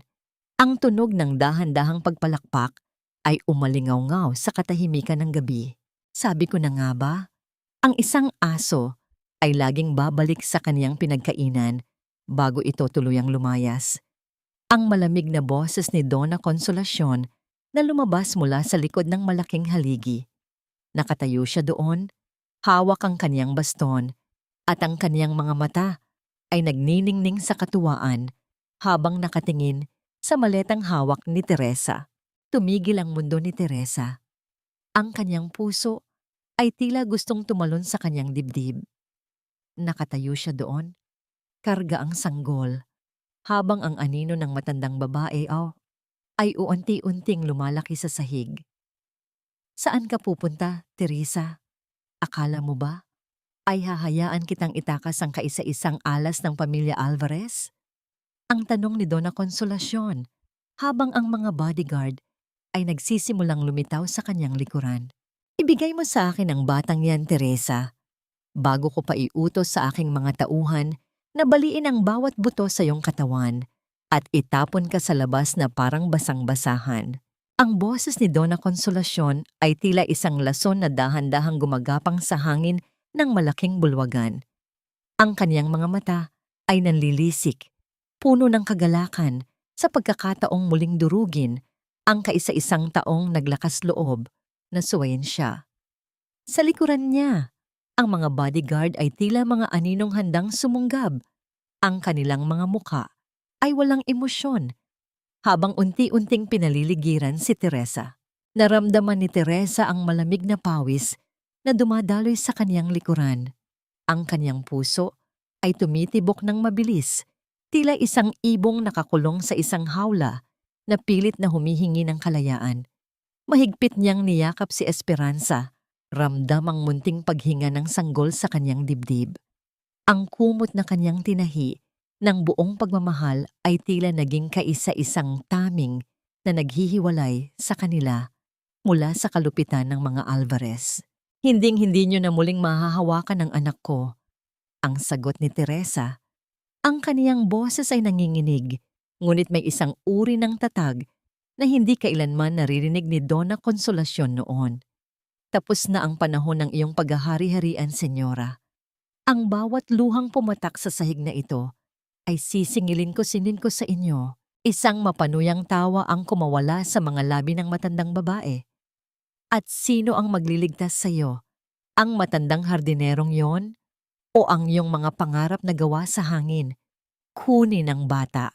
Sa isang kumpas ng kamay ni Donna Consolacion, sumugod ang dalawang bodyguard. Naramdaman ni Teresa ang marahas na paghawak sa kanyang mga braso, ang sakit na tila babali sa kanyang mga buto. Sinubukan niyang lumaban, sinubukan niyang sumigaw, ngunit ang lakas ng mga lalaki ay higit na mas matindi kaysa sa kaniyang nanlalambot na katawan. Ngunit bago pa man tuluyang maagaw ang bata, ang tunog ng pagngangalit ng mga makina ng sasakyan sa labas ay tila isang dumadagundong na kulog na yumanig sa mga bintana ng mansyon. Ang liwanag mula sa malalakas na headlight ay tumagos sa mga salaming pinto, bumulag sa lahat ng nasa loob ng bulwagan. Ang tunog ng marahas na pagbukas ng malaking pintong bakal ay umalingaw-ngaw sa buong paligid na sinundan ng tunog ng mabilis at sabay-sabay na paghinto ng mga gulong sa graba. Anong kahulugan nito? Ang tili ni Donna Consolacion habang pilit na tinatakpan ng kaniyang mga mata mula sa nakakasilaw na liwanag. Mula sa mamahabang linya ng mga itim na sasakyan, lumabas ang isang matangkad na lalaki na may suot na mamahaling Amerikana.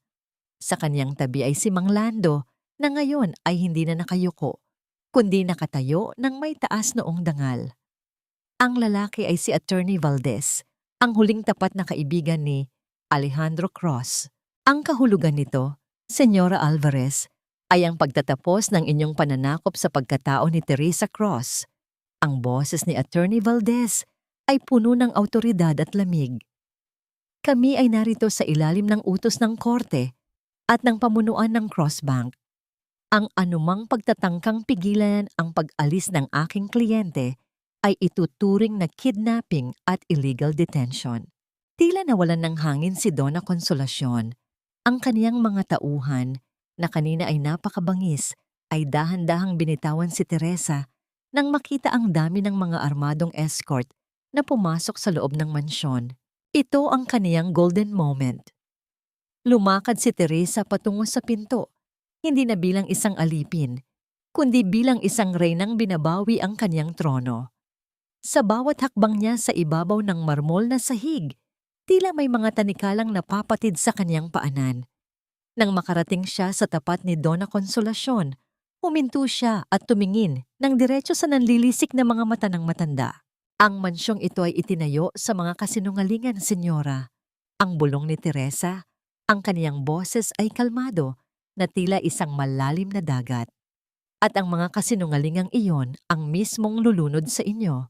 Sumakay si Teresa sa loob ng pinakamarangyang sasakyan sa gitna ng convoy. Habang dahan-dahang sumasara ang pinto, nakita niya ang imahe ni Donna Consolacion at Monica sa loob ng mansyon. Maliit, nag-iisa, at tila mga aninong unti-unting nilalamon ng dilim. Sa unang pagkakataon sa loob ng mahabang panahon, naramdaman ni Teresa ang sariwang hangin ng gabi na humahaplos sa kaniyang mukha. Niyakap niya si Esperanza at huminga ng malalim. Ngunit habang papalayo ang sasakyan, napansin ni Teresa ang isang dokumentong iniabot sa kanya ni Attorney Valdez. Isang dokumentong naglalaman ng mga transaksyon ng Cross Bank na ginawa sa ilalim ng pangalan ni Aris bago ito mamatay. Hindi lang po ang mansyon ang nakuha nila sa inyo, Ma'am Teresa. Ang seryosong pahayag ni Attorney Valdez. May mas malalim pang dahilan kung bakit kailangang mamatay ang inyong asawa sa bisig ng ibang babae. Isang matinding kaba ang muling gumising sa kaniyang diwa. Ano ang kinalaman ng pagkamatay ni Aris sa yaman ng mga Cross? At sapat ba ang kaniyang kapangyarihan ngayon para harapin ang katotohanang maaaring sumira sa alaala ng lalaking kaisa-isang minahal niya? Ang amoy ng luma at maduming laundry shop ay unti-unting napalitan ng samyo ng mamahaling rosas, ngunit ang hapdi ng bawat sampal sa aking pisngi ay nananatiling sariwa sa aking gunita. Ang bulong na ito ni Teresa ay tila isang panata habang nakatitig siya sa kaniyang sarili sa malaking salamin ng kaniyang bagong silid sa isang marangyang hotel. Sa unang pagkakataon, sa loob ng mahabang panahon, ang tubig na dumadaloy sa kaniyang katawan ay hindi malamig na galing sa poso, kundi isang mainit at mabangong paligo na nagpapakinis sa kaniyang balat. Ang bawat haplos ng tubig ay tila naghuhugas sa bawat bakas ng dumi, pagod at kahihiyan na ibinalot sa kanya ng mga Alvarez.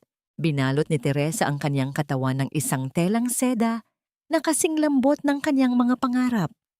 Nang isuot niya ang kanyang unang maayos na damit, isang asul na terno na kasing kulay ng malalim na dagat, tila isang ibang tao Ang tumingin pabalik sa kanya mula sa salamin. Ang mga mata niya ay wala na ang takot. Ang kanyang tindig ay wala na ang pagyuko. Ngayon, ang bawat galaw niya ay may awtoridad na tila matagal nang nakatago sa kanyang dugo. Ma'am Teresa, handa na po ang mga dokumento para sa inyong unang pulong bilang chairman. Ang boses ni Attorney Valdez mula sa labas ng pinto. Ang kaniyang tinig ay puno ng paggalang na tila ba hinding-hindi naging alipin ang babaeng kaniyang kausap. Lumabas si Teresa at sa kanyang tabi ay si Mang Lando na ngayon ay nakasuot na rin ng maayos na barong. Ang matanda ay tila muling nabuhayan ng loob. Ang kanyang mga mata ay nagniningning habang pinagmamasdan ang kanyang munting prinsesa na ngayon ay isa ng ganap na reyna. Sa loob ng malaking conference room, ang mga board members ng Crossbank ay naghihintay ng may halong kaba at kuryosidad. Nang bumukas ang malaking pintong kahoy, ang tunog ng kanilang sabay-sabay na pagtayo ay tila isang pagkilala sa bagong simula. Lumakad si Teresa patungo sa kabisera ng lamesa. Ang tunog ng kanyang takong sa marmol na sahig ay tila isang tambol na nagpapahayag ng kanyang pagdating. Ito na po ang mga ulat tungkol sa pananalapi ng pamilya Alvarez. Ang panimula ni Attorney Valdez habang inilalapag ang mga folders sa harap ni Teresa. Gaya ng hinala natin, ginamit nila ang pangalan ng inyong asawa na si Aris para sa mga ilegal na transaksyon bago siya pumanaw. Inilipat nila ang malaking bahagi ng pondo ng bangko sa kanilang sariling mga TM Camdo para maisalba ang kanilang mga negosyo. Naramdaman ni Teresa ang kaniyang puso na tumibok ng may malamig na galit. Ang katotohanan ay tila isang kidlat na tumama sa kaniyang buong pagkatao.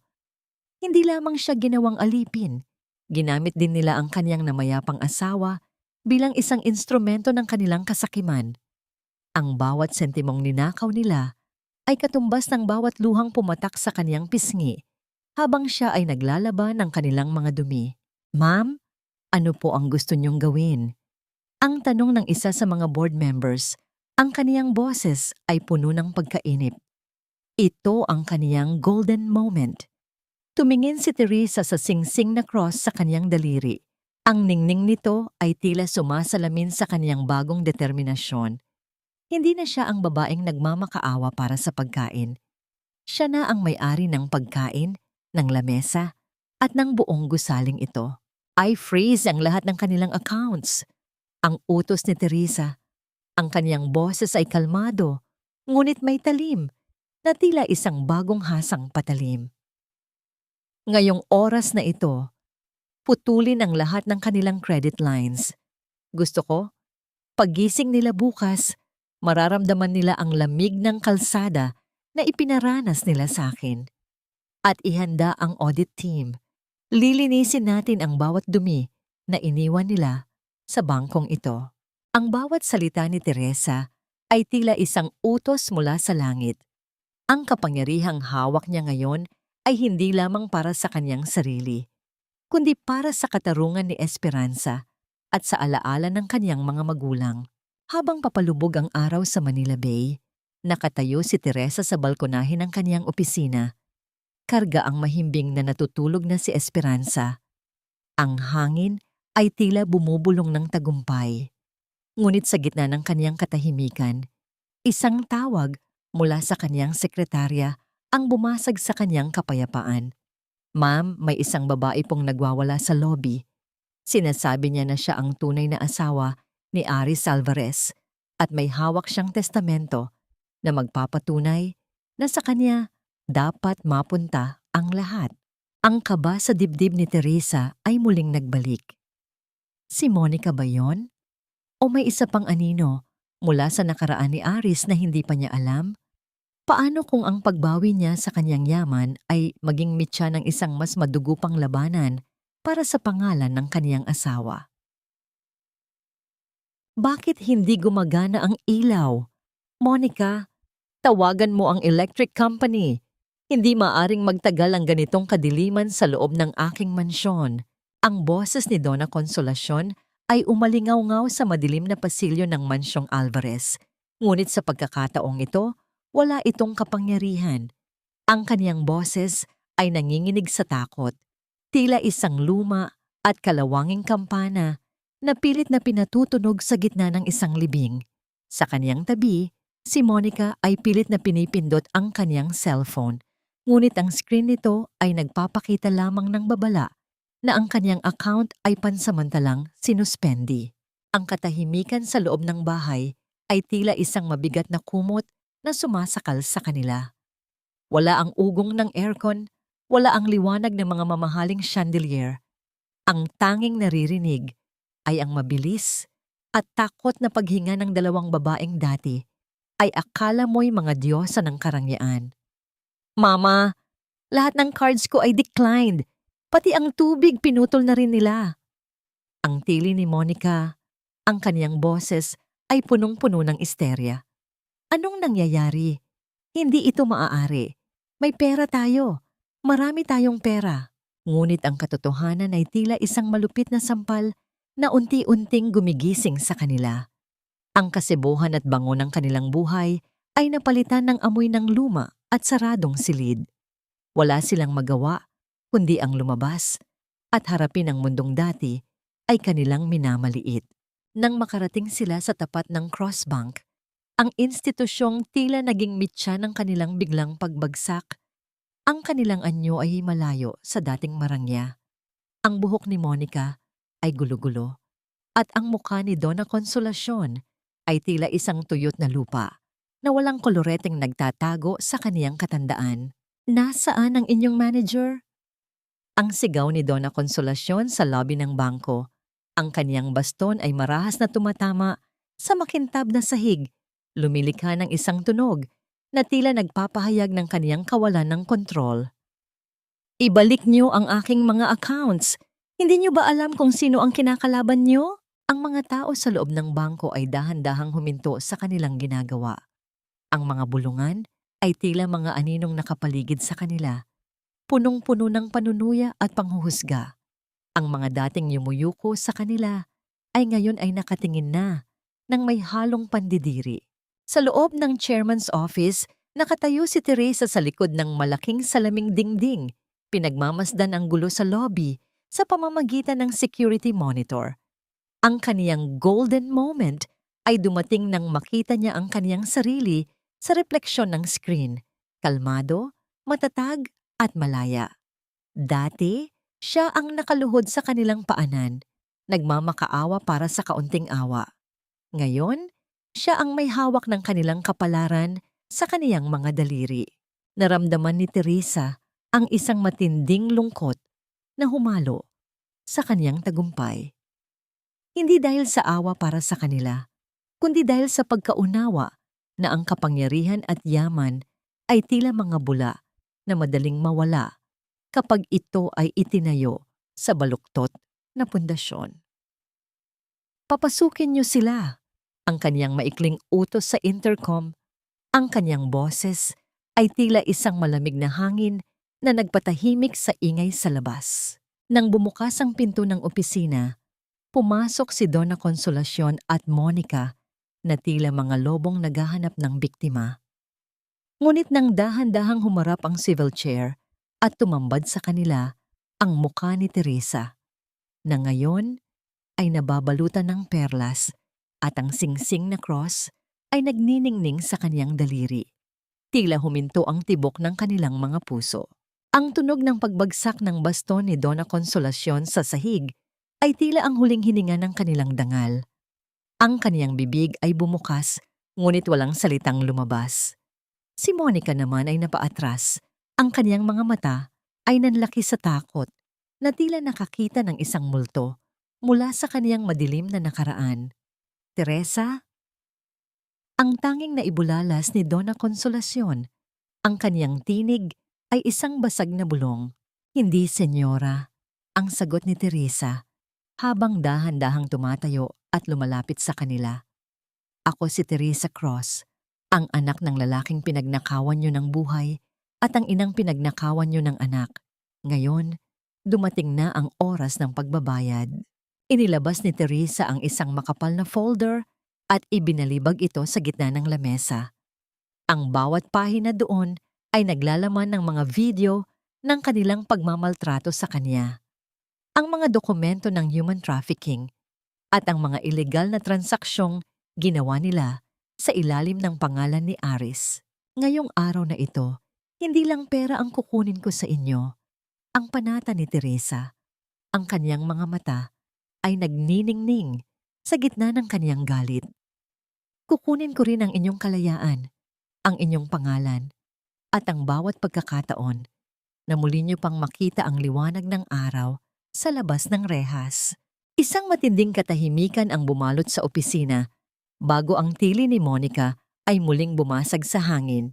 Ngunit sa pagkakataong ito, wala nang makikinig.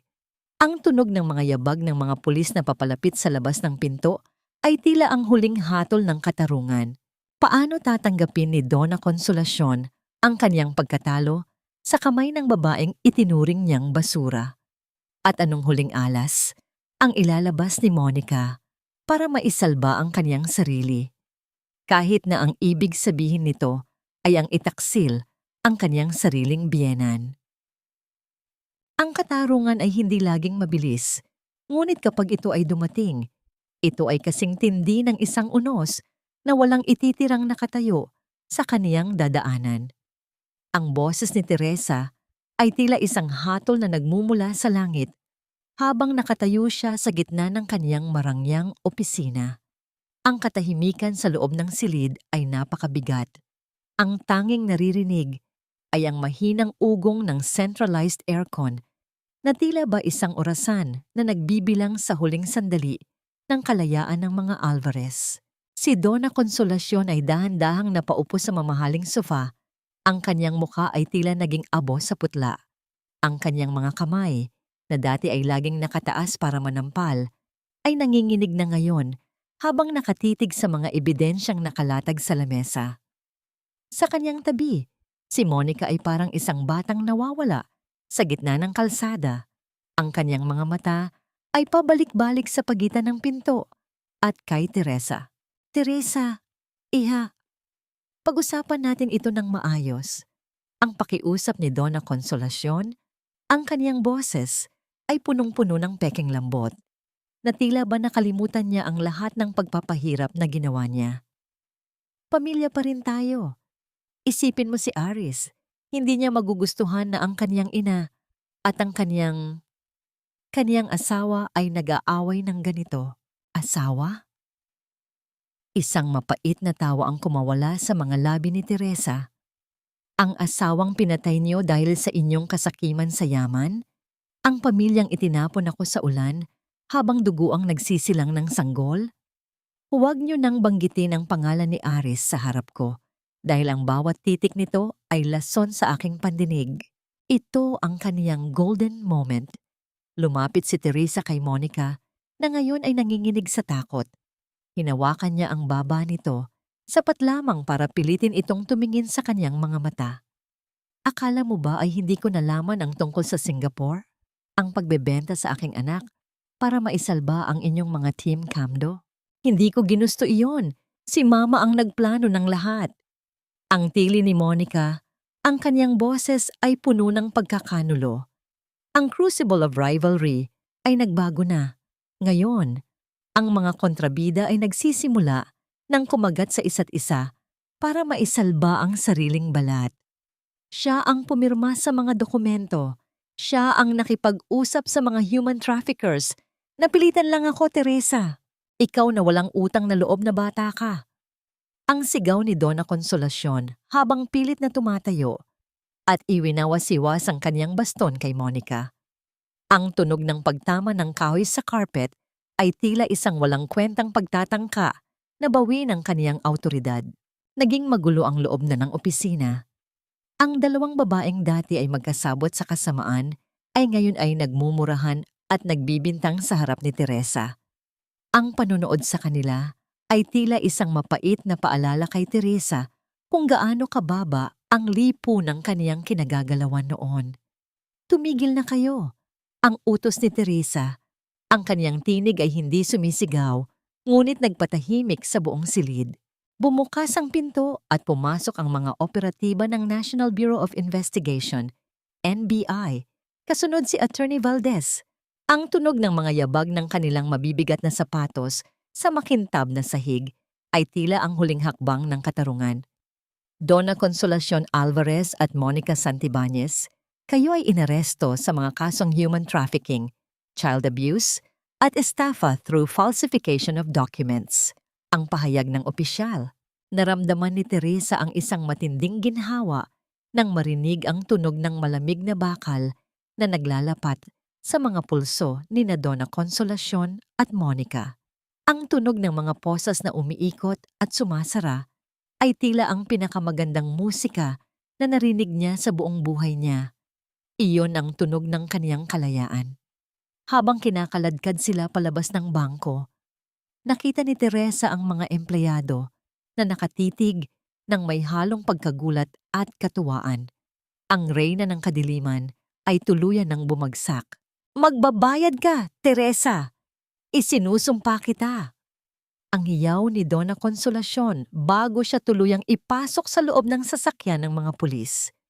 Naiwan si Teresa sa gitna ng kaniyang opisina. Ang kaniyang mga mata ay nakapikit habang inaalala ang bawat luhang kaniyang ibinuhos.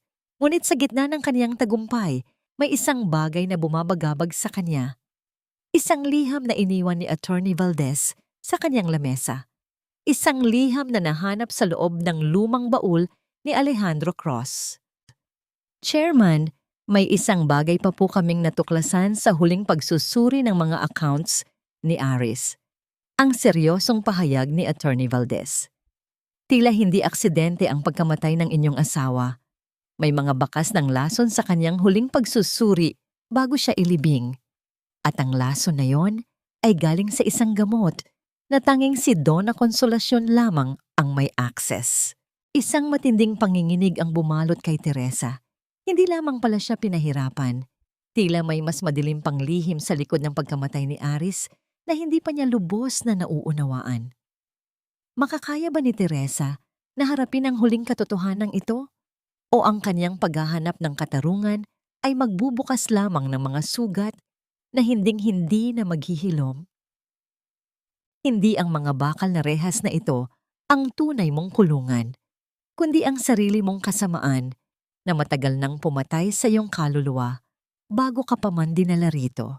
Ang tinig ni Teresa ay tila isang malamig na bulong na umalingaw-ngaw sa loob ng madilim at masikip na silid ng dalaw sa presinto. Sa likod ng makapal na salamin, si Donna Consolacion ay hindi na ang makapangyarihang matandang babae na may suot na perlas at may hawak na baston.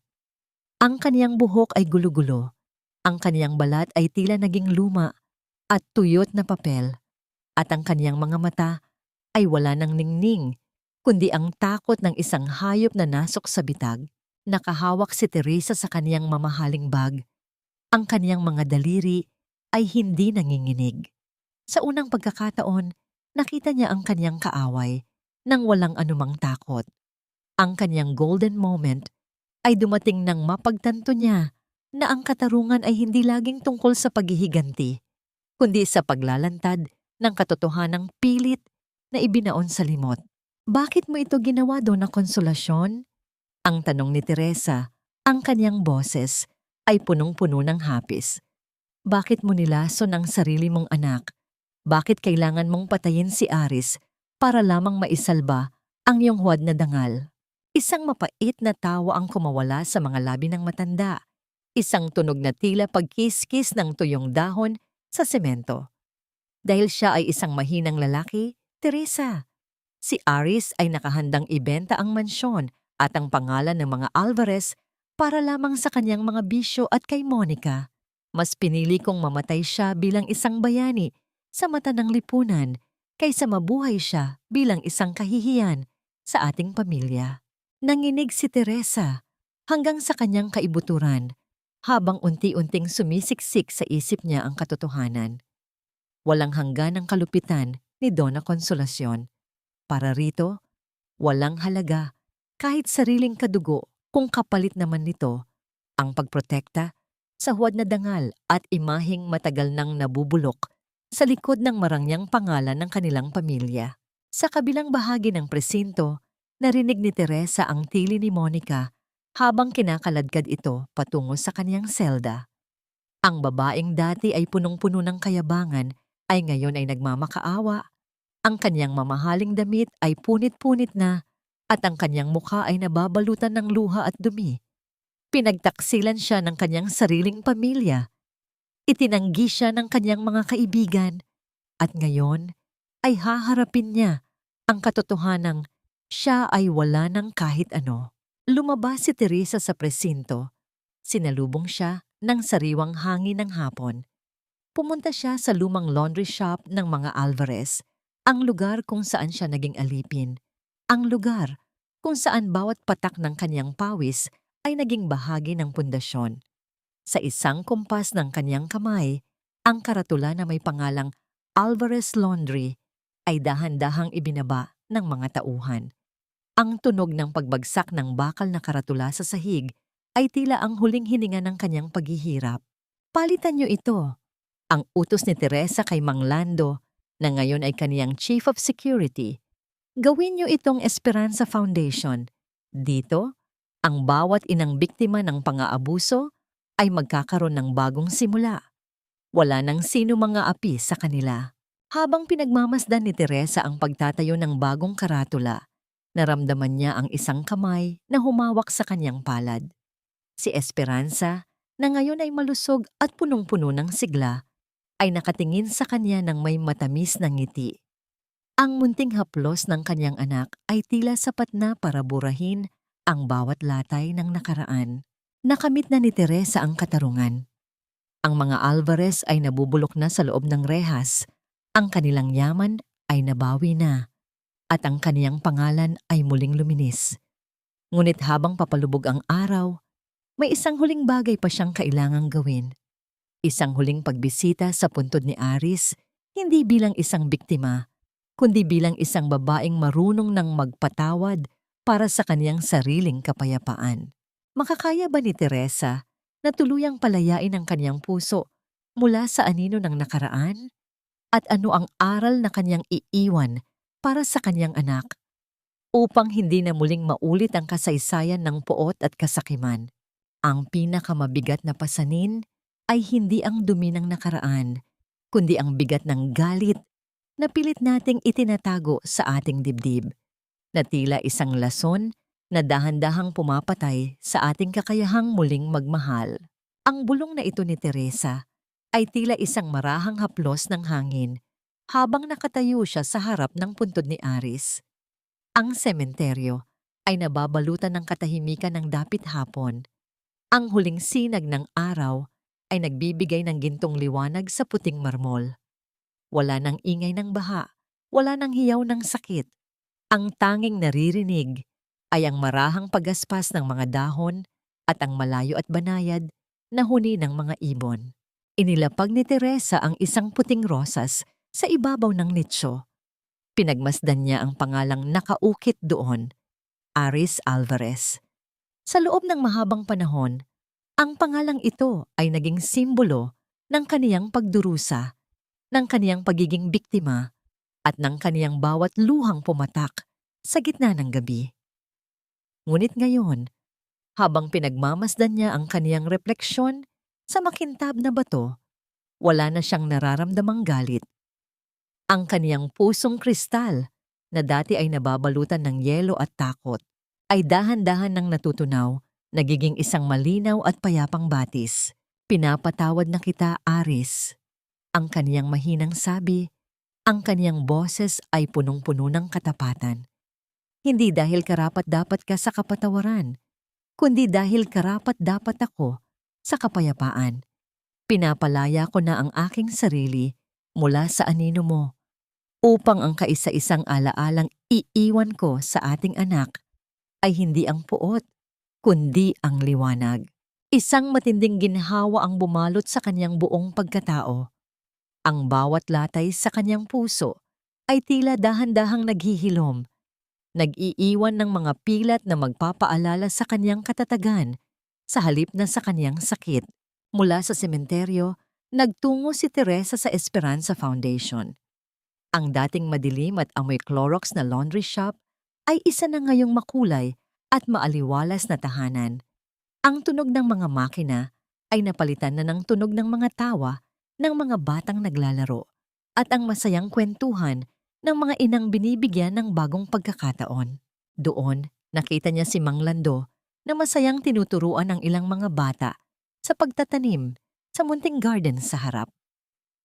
Ang matanda ay tila muling bumata. Ang bawat kulubot sa kanyang mukha ay tila mga guhit na nagkukwento ng kanyang kagalakan sa muling pagsisilbi sa tunay na pamilya. Cross. Chairman, may dumating pong sulat mula sa korte. Ang boses ni Attorney Valdez habang iniaabot ang isang papel. Final na po ang hatol, habang buhay na pagkabilanggo para kay Donna Consolacion at 10 taon para kay Monica.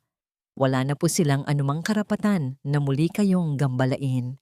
Tumango si Teresa, ngunit ang kaniyang atensyon ay naagaw ng isang babaeng nakaupo sa sulok, isang bagong dating na ina na may bitbit na sanggol at may mga matang puno ng takot, katulad ng kaniyang anyo noong gabing itinapon siya sa kalsada. Ito ang kaniyang golden moment. Lumapit si Teresa sa babae. Hindi bilang chairman ng Cross Bank, kundi bilang isang kapwa-ina. Hinawakan niya ang nanginginig na kamay nito at ngumiti ng may buong pag-unawa. Huwag kang matakot. Ang bulong ni Teresa, ang kaniyang tinig ay tila isang mainit na kumot. Nandito ka na sa ligtas na lugar. Dito, ang iyong mga luha ay bibigyan natin ng halaga at ang iyong boses ay muling pakikinggan. Hindi ka na muling mag-iisa. Niyakap ng babae si Teresa. Ang tunog ng kaniyang mahinang paghikbi ay tila ang huling eko ng nakaraan ni Teresa na ngayon ay kaniya nang tinatapos. Sa bawat inang kaniyang tinutulungan, tila muling nabubuhay ang kaniyang sariling ina na hindi niya nakasama. Habang papalubog ang araw sa Manila Bay, bumalik si Teresa sa kaniyang mansyon. Ang mansyon na ngayon ay puno na ng liwanag at pagmamahal. Sinalubong siya ni Esperanza. Ang kaniyang tawa ay tila isang koro ng mga anghel sa kaniyang pandinig. Binuhat ni Teresa ang anak at tumayo sa balkonaheng nakaharap sa lungsod. Ang bawat ilaw sa ibaba ay tila mga bituing nagpapatunay na pagkatapos ng pinakamadilim na gabi, ang umaga ay laging darating. Ngunit habang pinagmamasdan niya ang lungsod, napansin niya ang isang itim na sasakyan na dahan-dahang dumaan sa harap ng kanyang gate at isang misteryosong lalaki ang tumingin sa kanyang direksyon bago ito mabilis na umalis. Sino ang lalaking iyon? At ang kapayapaan ba na kanyang nakamit ay ang dulo na nga ng kanyang laban? O may mga bagong pagsubok pa bang naghihintay sa likod ng tabing ng kanyang bagong buhay?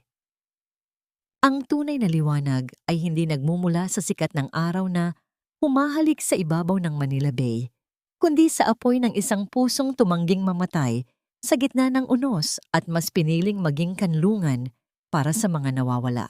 1 taon na ang lumipas mula nang gumuho ang kaharian ng mga Alvarez at ngayong umaga, ang mansyon ng mga Cross ay hindi na nababalot ng katahimikan ng takot.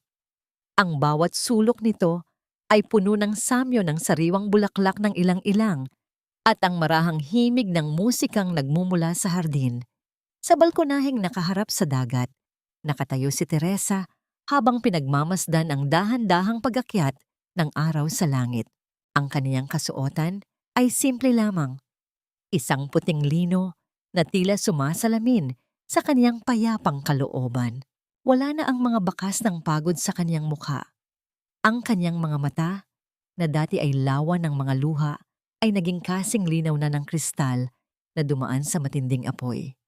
Sa kanyang tabi, si Esperanza ay masayang naglalaro sa sahig. Ang kanyang mga tawa ay tila isang banal na basbas na nagpapatunay na ang bawat sakripisyo ni Teresa ay nagbunga ng kaligayahan. Naging malinaw na ang lahat kay Teresa.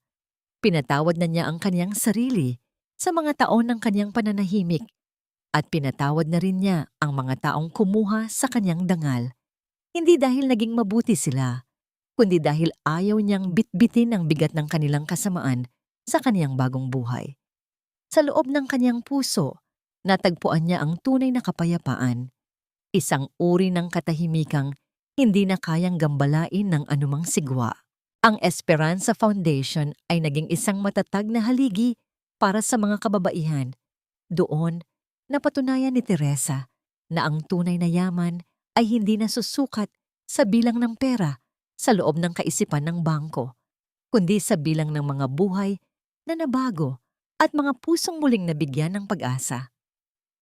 Si Mang Lando, na ngayon ay tinuturing na niyang pangalawang ama, ay nananatiling kanyang gabay, isang saksi sa himala ng pagbabago. Ang aral na nais niyang ipamana kay Esperanza at sa lahat ng mga nakikinig sa kanyang kwento ay simple lamang. Ang pagiging matatag ay hindi nangangahulugan ng hindi pag-iyak, kundi ang pagpili na tumayong muli pagkatapos ng bawat pagkakadapa. Ang pag-ibig, kapag hinaluan ng katarungan at pagpapatawad, ay ang pinakamalakas na kapangyarihan sa mundo. Habang hinahawakan ni Teresa ang munting kamay ng kanyang anak, naramdaman niya ang init ng sikat ng araw sa kanyang balat. Ang bawat hininga niya ay isang pasasalamat. Ang bawat tibok ng kanyang puso ay isang awit ng tagumpay. Ang madilim na gabi ng mga Alvarez ay isa na lamang malabong anino sa kaniyang likuran, habang sa kanyang harapan ay nakalatag ang isang bukas na walang hanggan ang liwanag.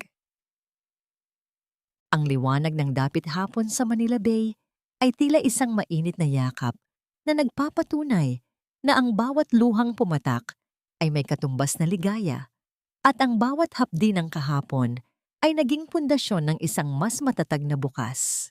Mga mahal kong tagapakinig, maraming salamat sa inyong pananatili at pagsama sa akin sa mahaba at madamdaming paglalakbay na ito ni Teresa.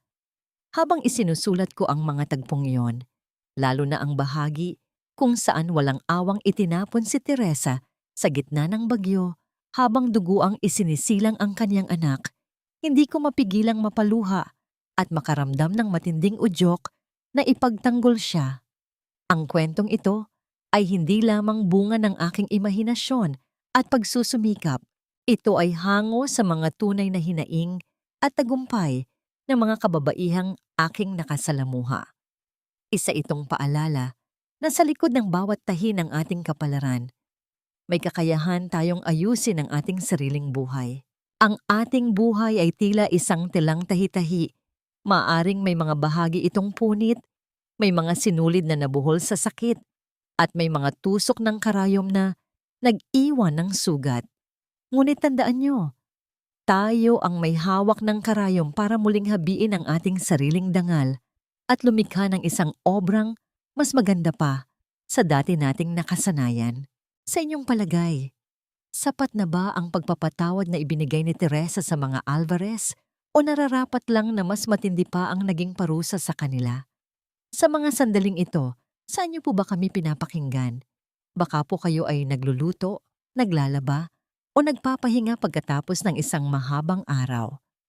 Sana po ay nakapagbigay kami ng inspirasyon sa gitna ng inyong mga gawain. Ibahagi niyo naman sa amin ang inyong mga saloobin o ang sarili ninyong kwento ng pagbangon sa comment section. Dahil dito, palagi kaming handang makinig at dumamay sa inyo. Huwag niyo rin pong kalimutang i-like at i-share ang ating kwento para mas marami pa tayong pusong mapalakas. Hanggang sa muli nating pagkikita sa susunod na kwento, naway manatili kayong matatag, maganda, at puno ng pag-asa. Patuloy tayong manahin ang sarili nating kaligayahan.